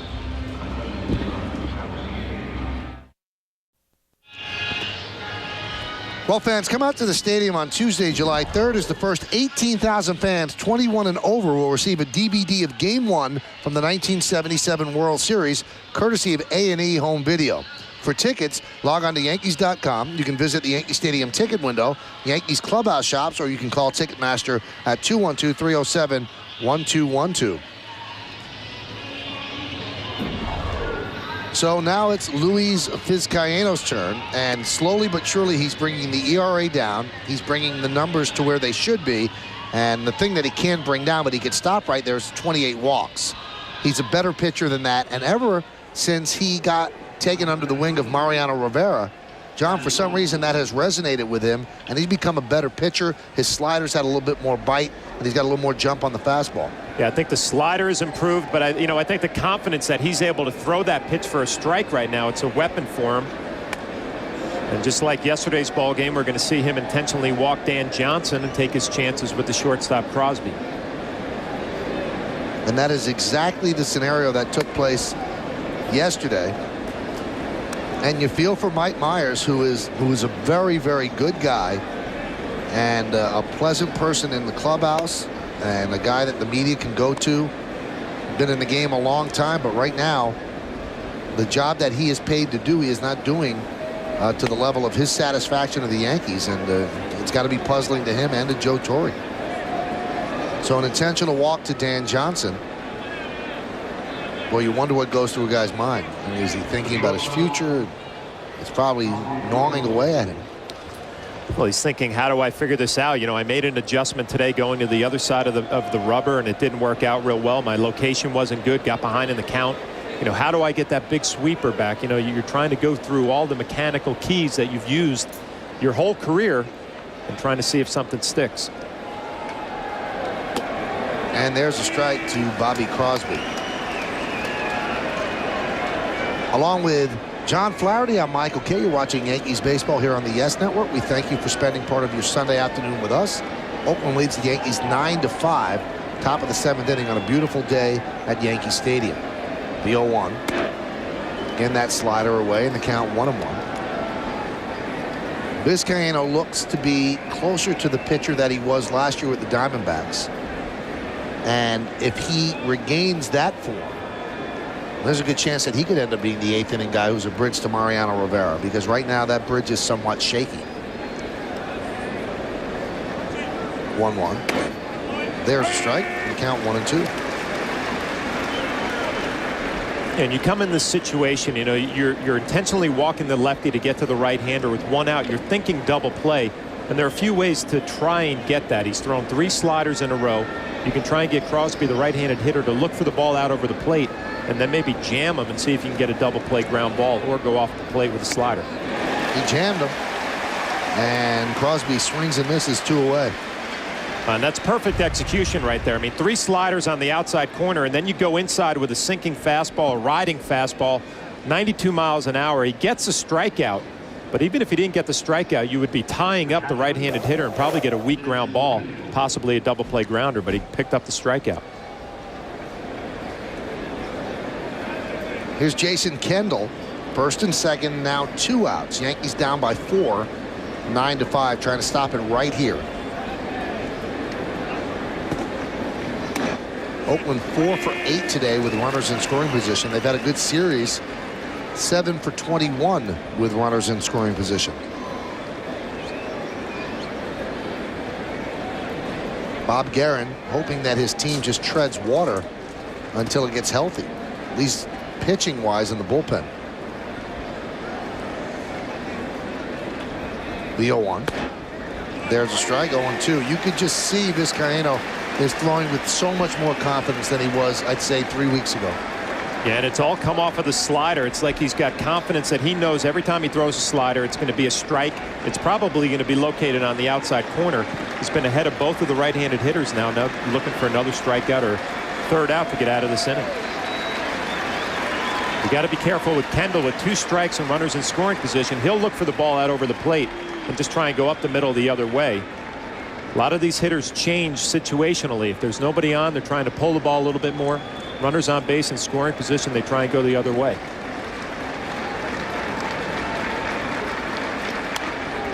Mariano Rivera has obviously touched on something that works with Vizcaíno, and he obviously asked the permission of Torre and Guidry before he did it. And I once asked Rivera, would you ever want to be a pitching coach? And he said no, and you see how Mo works with him. And they work in the outfield. They don't even work in the bullpen. They work in the outfield. And he said, I wouldn't want to be a pitching coach because when I retire, I want to be with my family more. He said, but what I want to do is go down to spring training every year and work with the young pitchers. Can you imagine Mariano Rivera teaching a young pitcher, here's how you throw the cutter? It's not a bad spring training instructor for the Yankees to have. The 0-2. And there's a looper, and it's caught by Jeter, and Vizcaíno does a nice job, works out of further trouble. 1 big run, 2 hits, no errors, and 2 men left. At the end of 6.5, it's time for the 7th inning stretch here at the stadium. Oakland leads the Yankees 9-5. Stay where you are as we honor America here in the Bronx by listening to the voice of Yankee Stadium, Mr. Bob Shepard. Nancy Newman back in our Yes Studios with this Tri-State Ford update. Big news out of Seattle. It is official just about 30 minutes ago. Manager Mike Hargrove announced his resignation. I am, after today's game, will resign as manager of the Seattle Mariners. There are no dark, sinister reasons for this decision. More on the postgame. Back to our game and Michael and John at the stadium. Very interesting comments by Mike Hargrove, but amazingly, he's going to manage today's game. Today's game, yeah. I mean, if you're going to resign before the game. How awkward is that? Really a lame duck manager. New pitcher, Santiago Casilla. You see his numbers, and they're very good. And, John, this guy is literally the player to be named later. He pitched for the A's a couple of years ago. His name was Hilo Castilla. And then they checked his birth certificate and found out he was 3 years older and was not Hilo Castilla. He was actually Santiago Castilla. So he is the player to be named later. And that's happened to a bunch of players. And, you know, but he's the one guy that has been called up that has really stepped up and taken advantage of an opportunity. He throws hard, 93, 94 miles an hour. He's got a good little deceptive arm action, a little 3/4, going to give him some movement, but they've been very happy with his progress.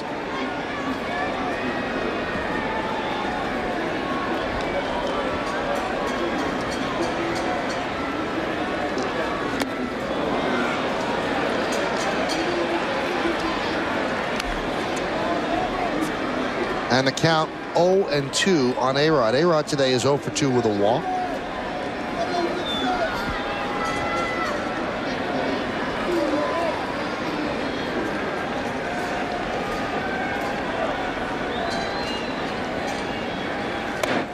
And a swing and a miss.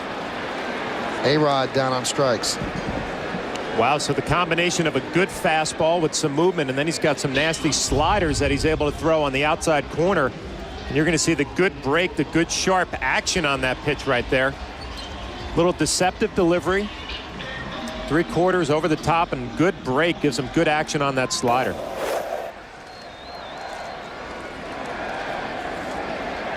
Here is Posada.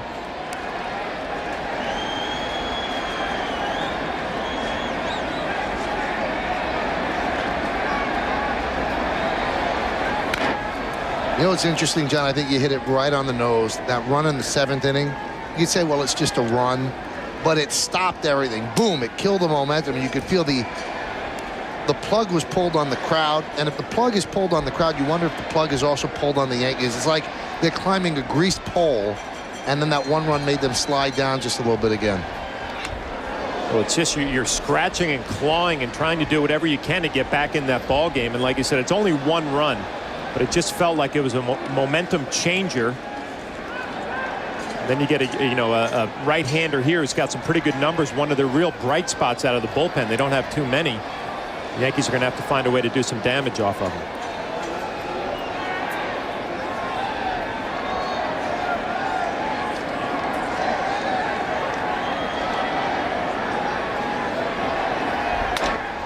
Grounded right side and through for a base hit.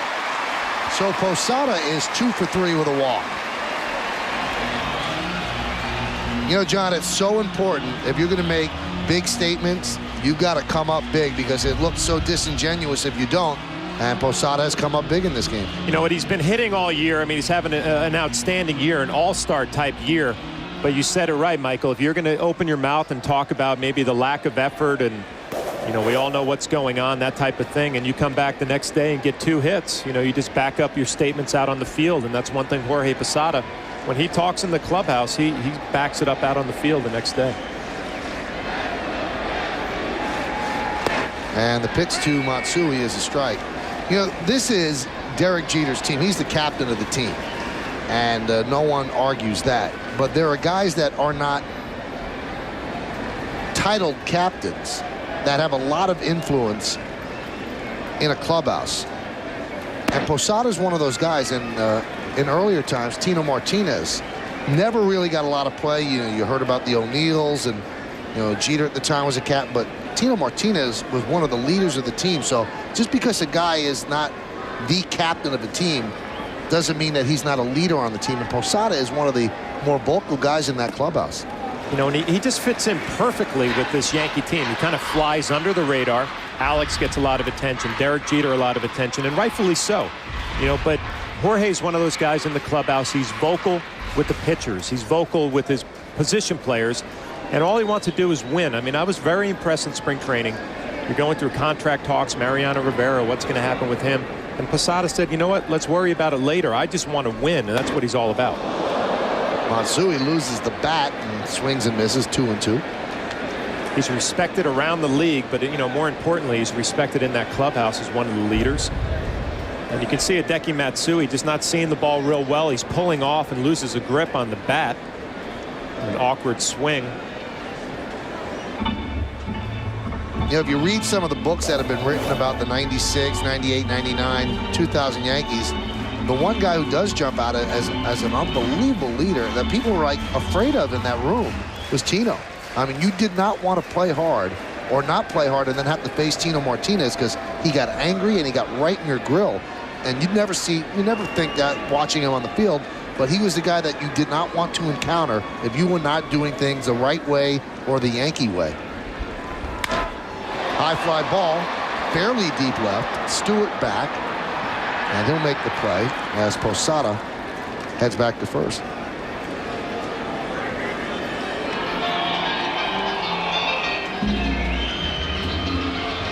And on that early Yankee team, Chili Davis was that way. Tim Raines was that way.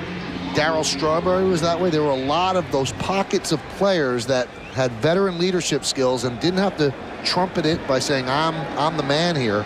But within that clubhouse, they said what had to be said. And Derek Jeter has said that Chili Davis and Tim Raines were 2 of his greatest teammates he ever had.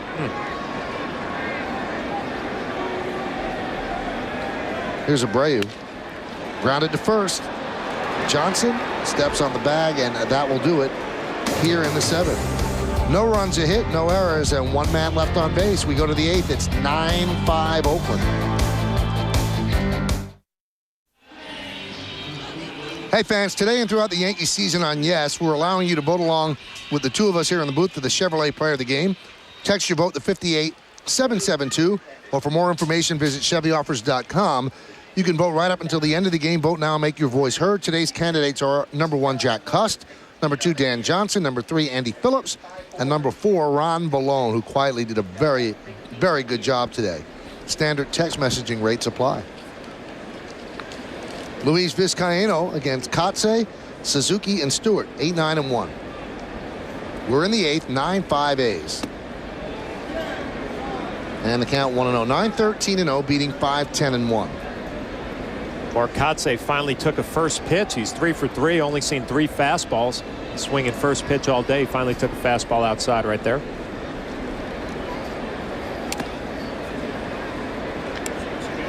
And the count 2-0.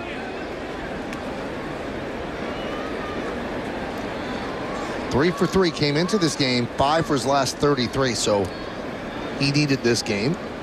Yesterday he was 0 for 4.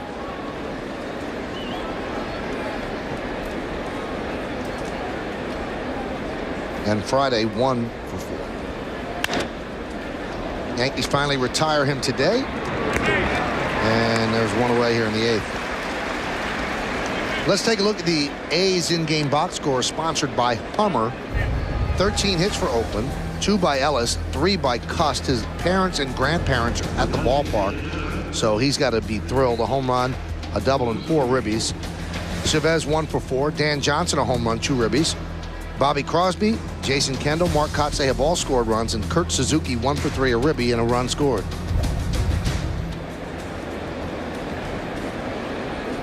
And here is the aforementioned Kurt Suzuki. And there's a strike.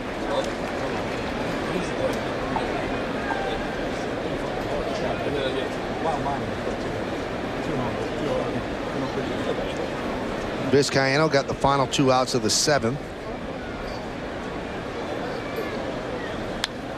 Foul back. And the count 0-2.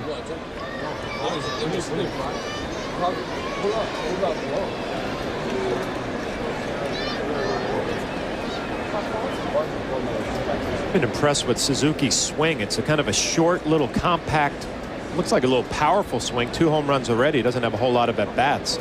Kind of gets in a position, loaded up right there, has a nice short, quick stroke. Count 1-2.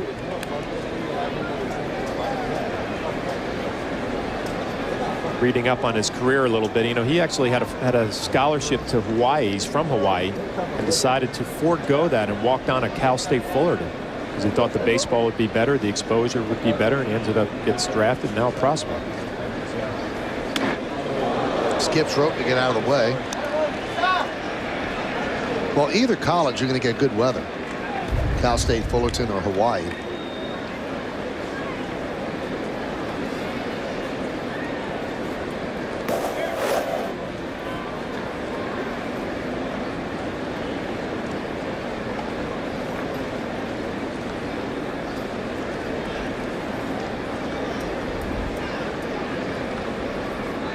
(9-5) Oakland leads, top of the 8th. The 2-2.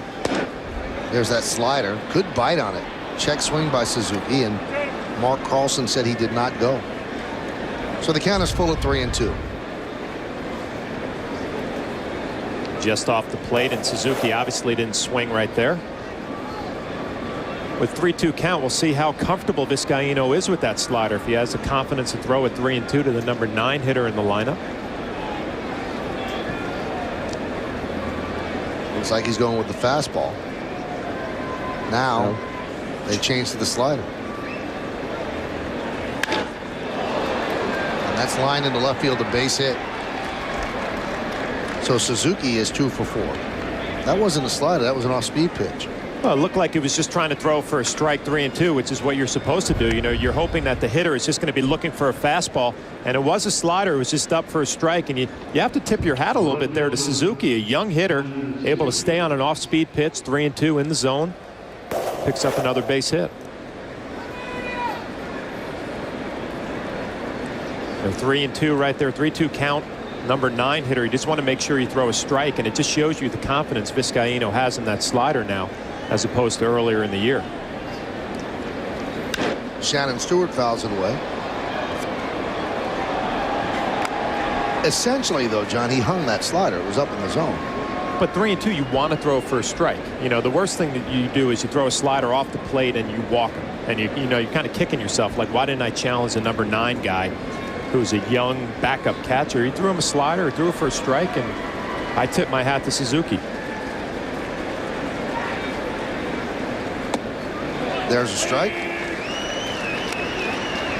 Now you're talking an 0-2 count. If you're going to throw the slider, you want to start it on the outside corner and have it finish off the plate. See if Stewart will chase it. Problem with this guy, he likes the ball out over the plate so much and likes hitting the ball the other way so much that you probably want to go inside maybe.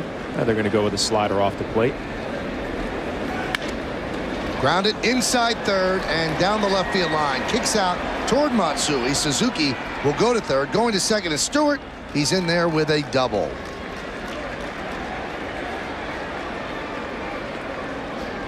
Sometimes when you have the game plan, you just don't execute it. You get an 0-2 count. You want to go slider down off the plate, and it ends up middle right here, as you can see.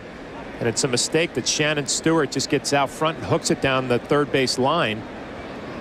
You know, a lot of different ways when you get 0-2, but the one thing that you want to do is make sure you throw a pitch out of the strike zone and see if you can get the hitter to chase it right there, a mistake in the middle of the plate.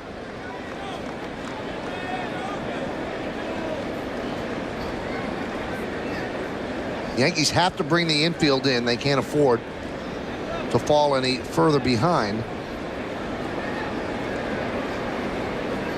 And the pitch to Mark Ellis is inside 1-0.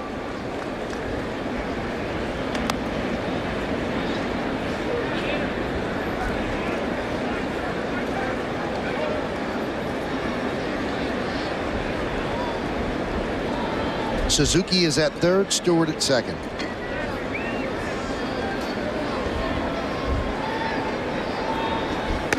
Almost hit him, spun out of the way. And now Ron Guidry sees something, and he's going to go out and talk with Vizcaino. Well, the story of this game, it happened early. Oakland with a run in the first inning, a couple of bloopers, and a fielder's choice ground out. They had an early 1-0 lead. Then in the second, it all fell apart for Andy Pettitte, the Yankee starter. 7 runs on 7 hits, 2 home runs, one by Cust and one by Johnson. Pettitte was taken out of the game. Ron Ballone came on to get the final out of the second, then pitched a scoreless third, fourth, and fifth. They turned it over to the bullpen, and a scoreless 6th inning for Bruni. Then the Yankees gave up a run in the 7th, which proved to be big. And now Scott Proctor warming for the Yankees in their bullpen, and the A's are trying for another run here in the 8th. The Yankees have tried to chip away, 2 in the 2nd, 2 in the 4th, and 1 in the 6th. But it is a high hill to climb. The 2-0. Count 3-0. You got to believe Ron Guidry saw something mechanically right there to go out to Vizcaino and have a little conversation with him. It looks like he's losing balls up and to the right in the strike zone, up and in on the right-handed batters. Usually a sign that that front shoulder is flying open. Your arm doesn't have time to catch up. There's a strike. Count 3-1.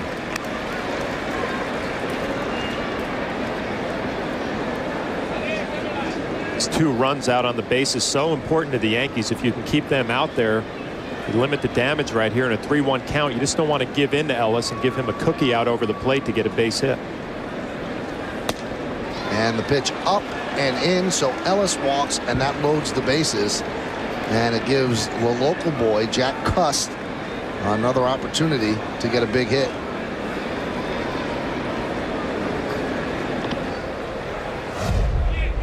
We'll take a look at Jack Cust early in the ball game. It's a fastball. It's middle of the plate, and he drives it out to just right of center field for a 3-run home run. He's had a big day today. If you're Vizcaino and Posada, you want to be thinking double play, and really the only way to do that with this guy is keep the ball down and keep it away from him. He's a pretty patient hitter, doesn't chase too many pitches out of the strike zone. You can pitch him down and away with a little bit of movement, maybe some off-speed pitches down and away. See if you can get him to roll one over to Robinson Cano. Yankees bring the infield to double play depth. Cust trying to hit a granny right there. Count 0-1. A lot of family and friends of Jack Cust here in the crowd. He's from Flemington, New Jersey. Has not yet gotten a hit with the bases loaded in his career. And of particular note, Cuss parents and grandparents in the crowd here at the stadium.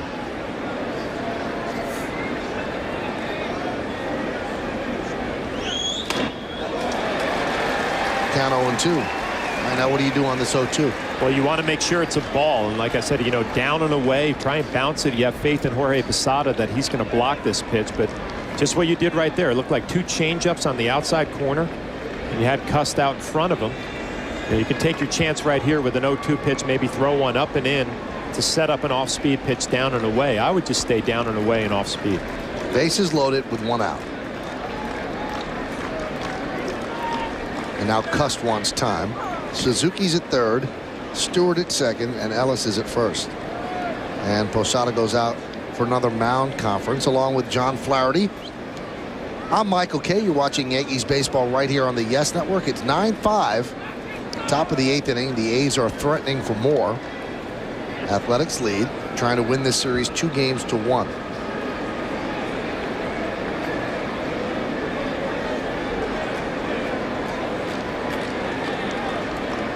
And the 0-2. Way outside, 1-2. It looks like he tried to finish him there with a slider that was down and in, and he just was a little quick with it and ended up and away. If you're thinking double play, I mean, now you got 1 and 2. You got a chance to strike him out, so you're probably thinking strikeout. But if you're thinking double play, it's always going to be down and away to this left-hander and see if you get a roll one over to Robinson Cano. 1-2. Missed inside, and the count now 2-2. And it's a slider in.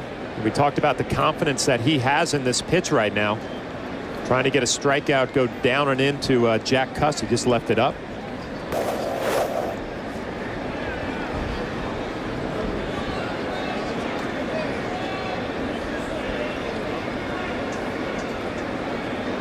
Threw him some good changeups early in this at bat. Got to get to 0-2, and obviously Cuss was fooled with the speed of them. I think he might try and go back to it here.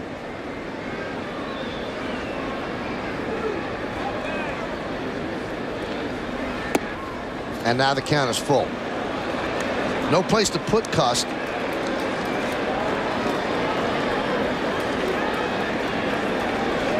And Eric Chavez is on deck.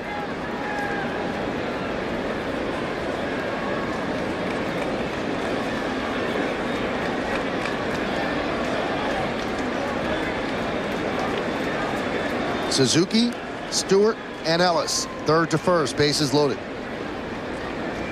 1 out. And the 3-2 to Cuss. He struck him out. Big strikeout for Vizcaíno.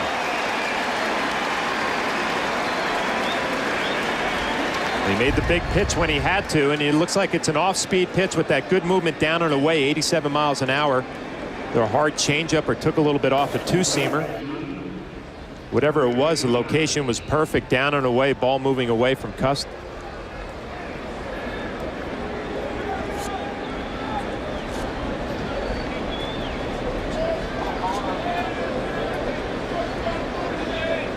And here is Chavez. He is 1 for 4. Has a ribby and a run scored.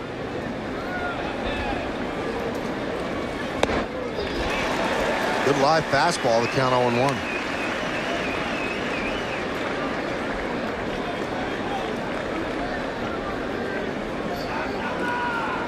Again, this batter imperative if the Yankees have a chance to come back. Down by 4, 2 innings left. But any more than that becomes a somewhat arduous task for the Yankees. And it's not going to be easy at 4. Yeah, the only good news is Alan Embry is the closer on this team now that Houston Street is hurt, and he struggled his last few outings in Cleveland, known more as a setup guy than a closer. So if you're the Yankees, you think you might be able to do something against him. And there's a big base hit for Chavez. Suzuki scores, Stewart scores, and a 2-run single for the A's third baseman, and Oakland leads 11-5. You said it, Michael, a huge base hit right there. You give up any runs late in this ball game, your job is going to be that much tougher. And Chavez just gets a ball out over the plate, up a little bit, but just stays with it, doesn't try and do too much, and drives it right back up the middle. Vizcaino that close to getting out of the inning, but gives up a big 2-out base hit. Well, with that base hit, a lot of fans here at the stadium making their way to the exits. Vizcaino making his way to the dugout, and the Yankees will call on Scott Proctor. Did the ritualistic burning of all of his clothes after the game yesterday work? We'll see when we get back. Well, if you can't catch it live, catch it later on WB Mason Presents Yankees Encore. It's a replay of every Yankees game that gives you a second chance to see all the excitement of Bombers baseball. WB Mason Presents Yankees Encore later after each game, and again the next morning at 9 only on Yes. Well, Luis Vizcaino had been pitching so well the last couple of weeks, but he gives up 2 huge runs here in the 8th inning, and now they turn it over to Scott Proctor. Proctor deals to Johnson, and there's a strike. If you joined us late, you see Proctor's numbers after the game yesterday. About an hour after the game, he took all of his belongings that aren't owned by the Yankees, like the uniform and the hat, and he set them on fire in front of the Yankee dugout. Glove, spikes, undershirts, and right now it worked as he gets Johnson to fly out to center field. Melky Cabrera is there, and that'll do it. But 2 big runs for the A's on 3 hits, no errors, and 2 men left. Yankee task got a little tougher as we go to the bottom of the 8th, 11-5 Oakland. Time for the Yankees in-game box score, sponsored by Hummer. Yankees have 10 hits, and 5 of them at the bottom of the order. Andy Phillips 3 for 3, 2 ribbies and a run scored. Cabrera 2 for 3 with a double. Posada with 2 hits. Jeter with a hit and a ribby. They've held Alex Rodriguez down, and now Phillips will lead off. And he hits the first pitch from Casilla into right field. Jack Cust is there, 1 away. So they finally retire Andy Phillips.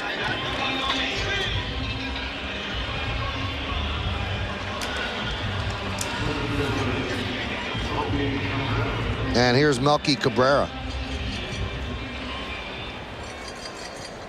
You know, this series against the A's is a big series, and the series coming up against the Twins, a big series. And the reason for that, the Yankees have to jump over 5 teams to get the wild card, and 2 of those teams are the A's and the Twins, and they're in danger of losing the series to the A's, and that means losing a game to Oakland. And then Minnesota comes in for 4 games, and it's imperative that you shave some games off the teams in front of you. And then the first half of the season ends for the Yankees with 3 games against the Angels. This is not an easy stretch for the Yankees, and they play very well at home, but they have 3 teams that are in essence in front of them. The Angels are leading the West, so they're not technically a wild card team, but let's say they fell back, they'd be somebody that the Yankees would have to overtake as well. Fouled away. It's almost like you have to take a step backwards and not really even concern yourself on the teams that you're playing. And I understand your point, Michael. You know, these are all clubs fighting for a wild card, but you know, until the Yankees figure their team out and how to get out of this offensive slump, and you know, they score 5 runs today, have 10 hits, and you know, the pitching with Andy Pettitte wasn't great today. And Melky Cabrera goes down swinging, but you know, you almost can't start looking at the road trip you thought was going to be a great trip. Would have lined up Colorado, San Francisco, and Baltimore, and it didn't work out that way. And then you look at this homestand in Oakland A ball club you think you should do something against, and hasn't worked out for looks like 2 of the 3 games. Well, in essence, you are correct, John, where you can't worry about who you're playing. You got to win games. You've got to win series. And right now the Yankees are in this virtual free fall.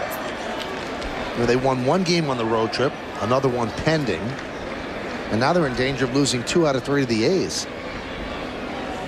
And you could talk about wild cards coming back and catching the Red Sox in the East. None of that works unless you win. I mean, it's all just theory unless you put W's up. And there's really been only 1 stretch of games that the Yankees have really won at the rate that people expect them to win, probably above the rate that people expect them to win. They won 11 of 12 games before the road trip. You take that stretch out, and the entire Yankee season has not been very good. And I think Joe Torre says it perfectly. You know, these are games that you're not going to get back. You know, you're losing time here. Now you're in the month of July. And you're playing teams here with Oakland that you think you should, you know, really get fat against, and it just hasn't happened. But, you know, it all comes down to that starting pitching. If you can get the 5 guys in this rotation, get them rolling in the right direction, then you start thinking about winning streaks. But until that happens, you know, you're really just kind of fighting day to day. 3-1. There's a strike to Damon. Damon's 1 for 4 today. Flied to right, doubled to right, struck out, and then reached on a 1-6 fielder's choice.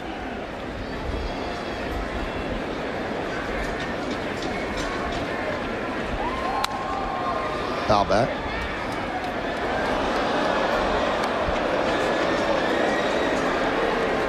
And Chin-Ming Wang has been a bright spot, but not of late. He hasn't pitched as well as he is expected to pitch. Last 2 times he's blown leads. And the Yankees can't afford to blow leads. They can't afford to give victories away. Gave away 1 in San Francisco, 1 in Baltimore. That one's popped up. Chavez near the seats, leans in and makes the play. Knew exactly where he was and put it away for the final out of a 1-2-3 inning. So the Yankees go down in order here in the 8th, and we will take it to the 9th. 8 innings in the books, and Oakland leads the Yankees 11-5 right here on Yes.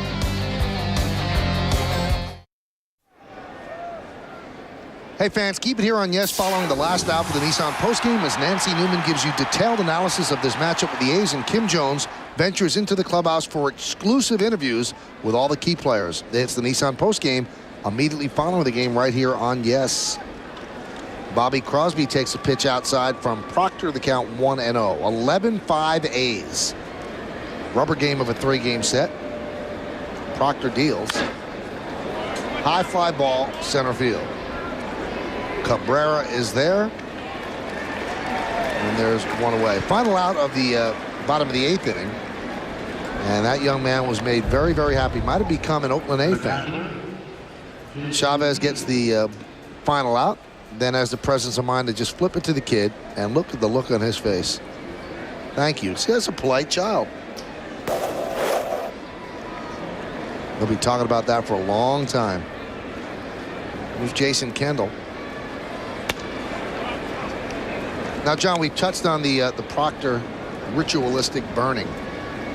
Is that just superstition? Is that how players are? Trying to burn away the bad spirits? Of course. I mean, that's his own, you know, the way he wanted to get rid of the demons. But, you know, the bottom line for Scott Proctor is he has to throw his off-speed pitches for strikes. I mean, he's got a good fastball, but he can't challenge hitters in fastball counts because they know it's coming. So for him, an inning like this is a good situation. Work on your curveball. Work on your changeup. He threw his changeup in the 8th inning to get the last out. But kind of take this opportunity to work on your off-speed pitches and get more consistent throwing them for strikes. It'll make your fastball that much better. But to answer your question, baseball players are extremely superstitious. If you're going well, you wear the same undershirt under your uniform, things like that. Popped up. Cano is there. And there's 2 away. You know, Alex Rodriguez had that unbelievable series in San Francisco. And before the Sunday game, in the clubhouse, I walked up to him and I said, you know, why do you have such good numbers in this ballpark? Because even when he was a Mariner, he had unbelievable numbers. And he looked at me and goes, Mike, no knock, no disrespect. I can't talk about it. It'll be a jinx. And he meant it. This is arguably the greatest player on earth. And he was worried about talking about how he does well because he thinks it would jinx him. Yeah, you don't want to do anything differently. You know, you just kind of ride out the hot streaks and, you know, come to the ballpark the same time, do the same routine, and hope that you ride it out as long as you can. Kotze serves that one into left center. And Matsui is there. And a nice job by Proctor as he retires all 4 A's that he has faced. So the ritualistic burning seemed to have worked. Let's see if it works for the Yankees. Last licks coming up in the bottom of the 9th. They're down 11-5. Tomorrow night on Yes, the Minnesota Twins are in town, and they will face Roger Clemens and the Yankees in the first of 4 in the Bronx. Complete coverage starts at 6 with batting practice today, followed by the Tri-State Ford pregame, and then all the play-by-play. Yankees against the Twins tomorrow night at 6, and it's right here on Yes. So we will get a chance to see the A's closer. Well, the A's closer is really Houston Street, but he's hurt. And they have given Alan Embry the job, and he's done a pretty good job for a guy who's never done this before in his life. He's pitched in 37 games already, more than a hit per inning, decent strikeout to walk ratio, and he has picked up 8 saves. And he's a little different from most of the left-handed pitchers that you're going to see. He's got a good fastball, and the slider is not a big sweeping slider. It's more of a short, hard slider. Talking to Allen before the first game of this series, he said, his one regret from his Yankee days is he was not healthy. Had about 8 bone chips taken out of his left elbow, and now it's all cleaned up. He's throwing the ball a lot better, but that's his one regret. When he was with the Yankees, he felt like he was never 100% healthy, and the numbers reflected it. Now, his numbers were actually better prior to his last 2 outings. In his last 2 outings, he's given up 7 runs in 1 2/3 innings, 5 hits and 4 walks. And Bob Guerin said one of them was my fault because we had Rich Harden in the game, and Harden all of a sudden just couldn't go anymore. And I told Embry that not to be ready until the inning after that. We had to rush him. He goes, and the last one was the only time that you can say, well, he didn't pitch well, and maybe that was an offshoot of the previous time when he came in before he was ready. He said, but he's been great. He said, we have no complaints about Alan Embry.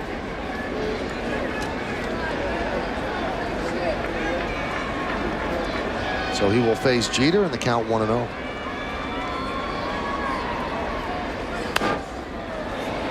Foul back. Jeter with a big base hit in the 6th inning.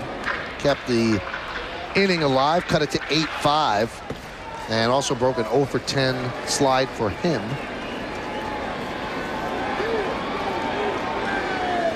Yankee fans might want to know Texas leading Boston 2-1 in the 7th inning at Fenway. So the Rangers have helped the Yankees out because they knocked off Boston yesterday. Right now the deficit remains at 11, and you don't want it to go any more than that. We told you about the deficit earlier in the wild card. See Embry's velocity back to 94 miles an hour with his Yankee days. That velocity was maybe 91, 92. He's got that elbow cleaned up. He's 94 again, back like the old days. There's a line drive to left center field. It is a base hit. Stewart fields, gets the ball in quickly, and Jeter starts the 9th inning with a single.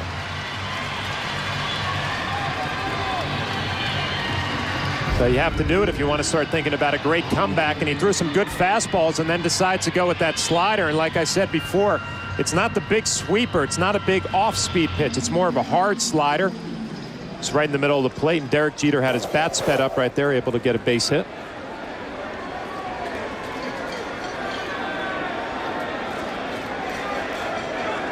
That'll bring up Cano, who has not had a good day in the number 3 hole in the lineup. And there's a strike. Baseball's weird like that. If you drop somebody in the order or you move somebody in the order, big moments always seem to find him. Or if you try to sneak somebody into a spot in the field, he's not a good defender, the ball will find you. So they move Cano to the 3 hole, and he's come up in big spots all day. Tries to pull an outside pitch, bad hitting there, and Johnson will step on the bag as Jeter moves to 2nd. Now when Cano's right, that ball served into left field, but he tried to pull it. That's exactly right. And when Joe Torre moves some of these hitters around in the lineup, especially a younger player like Robinson Cano in the number 3 hole, you just don't want him to change his approach. Just kind of keep the same approach. Your strength is middle of the field the other way. It just looks like Robbie had a tough day. Cano is over 70 points lower than he was last year. Remember, he finished 3rd in the batting race in the American League, and we've told you in the past about his struggles in day games, and it's been a tough season here for Cano. Here's Alex Rodriguez.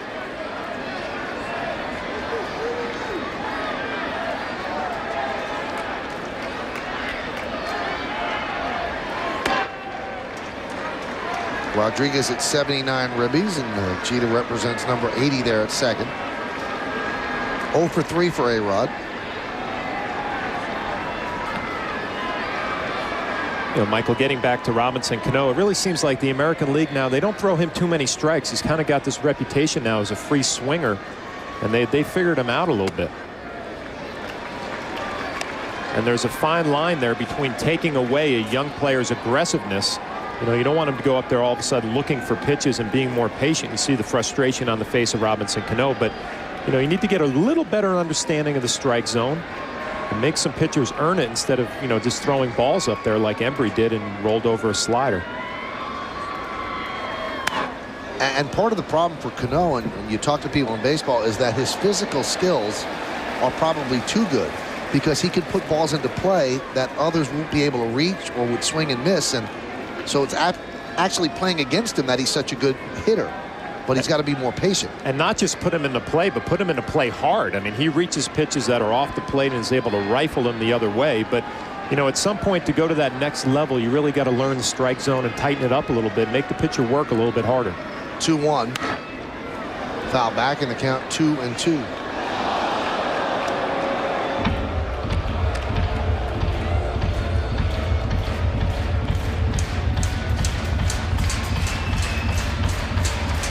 It all comes with experience. You know, the first time here in Robinson Cano's young career that he's going through some tough times, and you find out a lot about a player when he does this. Can he make the adjustments? Is he going to fight his way through it?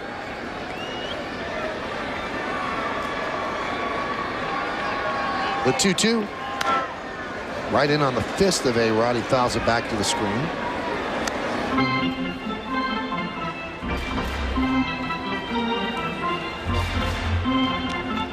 And he's also got to get past the inability to hit in day games. I mean, it really is frightening, the splits, how much better he is as a night game hitter. And his good buddy Cabrera is a complete opposite. Melky Cabrera is great in day games and bad in night games.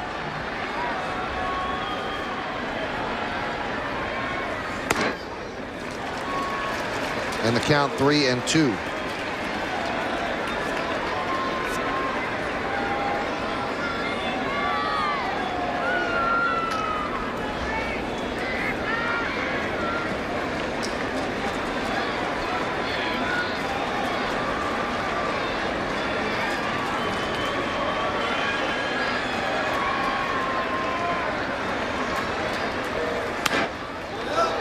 A-Rod not giving this at bat away.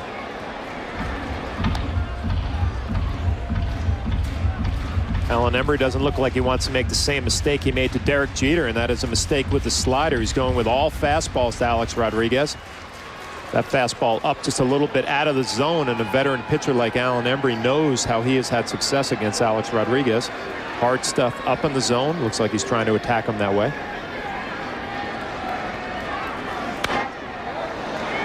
And this is now turned into what is going to be a 9-pitch at bat.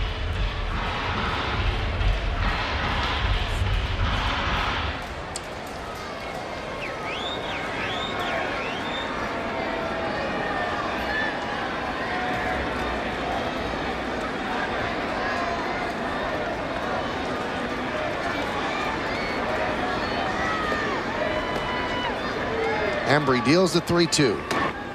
And A-Rod worked a walk.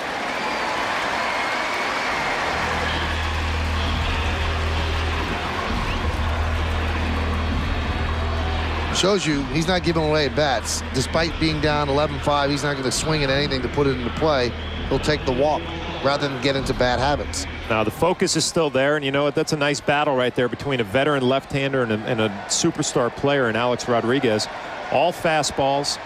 You're going to get me or I'm going to get you. But like you said, Alex showed the discipline not to go out of the strike zone. Worked himself a walk.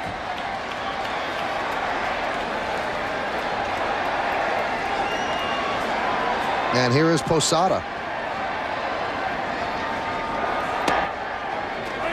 And there's a strike. Now Posada caught Embry when he was here. Is a catcher at an advantage because he knows the pitcher? I think he's at an advantage a little bit, but with a guy like Embry, his game plan is so simple. I mean, he's a power pitcher from the left side. You know, good fastball. He throws an occasional slider, but these guys have faced each other. He's caught him. He knows what his bread and butter is, and that's a fastball. And you see, even when you know it, I mean, it's 95 miles an hour. It's middle of the plate, and Jorge was still late on that one. Great catch by a kid in the upper deck. Brought his glove and made a great stab.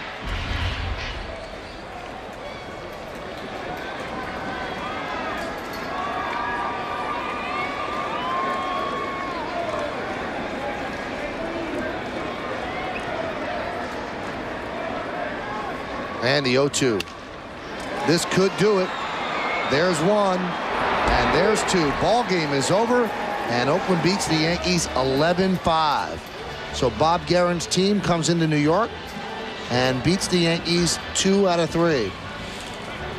Painful day for the Yankees. They had one of their best going in Andy Pettitte, and Andy simply did not have it on this day, giving up a run in the first and then 7 in the second before being knocked out of the ball game. And after that, the Yankees played catch-up all day and just couldn't make it happen. Home runs by Jack Cust. Big blow in the game. Also in that second inning, a home run by Dan Johnson. So Yankees lose on Friday, or check that, they win on Friday. They lose yesterday, 7-0, and now 11-5 today. Alone on their thoughts, the Yankees now have to straighten things out. The Twins coming to town. Awards post-game coming up. Well, not much positive for the Yankees in this 11-5 loss, but we go all the way back to the first inning for the Geico play of the game. Call Geico and save 15% on your car insurance. Yeah, the Geico play of the game happened right away. Shannon Stewart leading off this ball game. In the hole, Derek Jeter with the jump step and the strong throw over to Andy Phillips at first base. Derek Jeter with your Geico play of the game. And that about amounts to the positives for the Yankees. 11-16-0. Beating 5-11-1. Harron the win, 10-2. Not a great start for him, but he got the victory. Andy Pettitte was roughed up 1 2/3, and he drops to 4-6. Time of the game, 3:20. Jack Cust from Flemington, New Jersey, 3 for 5, a double, a home run, 4 ribbies. Andy Phillips, a good day for the Yankees, 3 for 4, 2 ribbies and a run scored. So who is our Chevy player of the game? Could be Jack Cust. When we come back, we'll find out. Then Nancy and Kim work the postgame right here on Yes, 11-5 Oakland.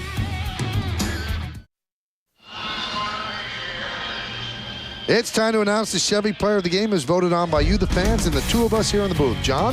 Your Chevy player of the game, Flemington, New Jersey's Jack Cust, the 3-run homer off of Andy Pettitte. That happened early on in this ball game. He had 3 hits, 4 RBIs. That 4th RBI came right here, the double off of Mike Myers the other way. And Jack Cust is your player of the game. So the Yankees lose 2 out of 3 to the Oakland A's. Twins coming into town.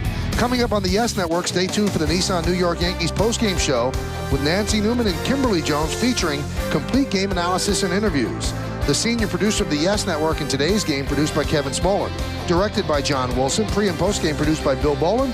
And directed by John Purcell. Supervising producer Woody Fryman. And the executive producer of the Yes Network is Mr. John Filippelli. Please join us again tomorrow for Yankees baseball as the Bombers take on the Minnesota Twins right here at Yankee Stadium. The coverage begins at 6 p.m. with batting practice today, followed by the New York Yankees pregame in high definition where available. For more on the Yes Network, log on to yesnetwork.com. Once again, the final score of the Oakland Athletics 11 and the New York Yankees 5. We'll be back from the booth with some final thoughts in just a moment, but now let's go to Nancy Newman, who is waiting in our studio.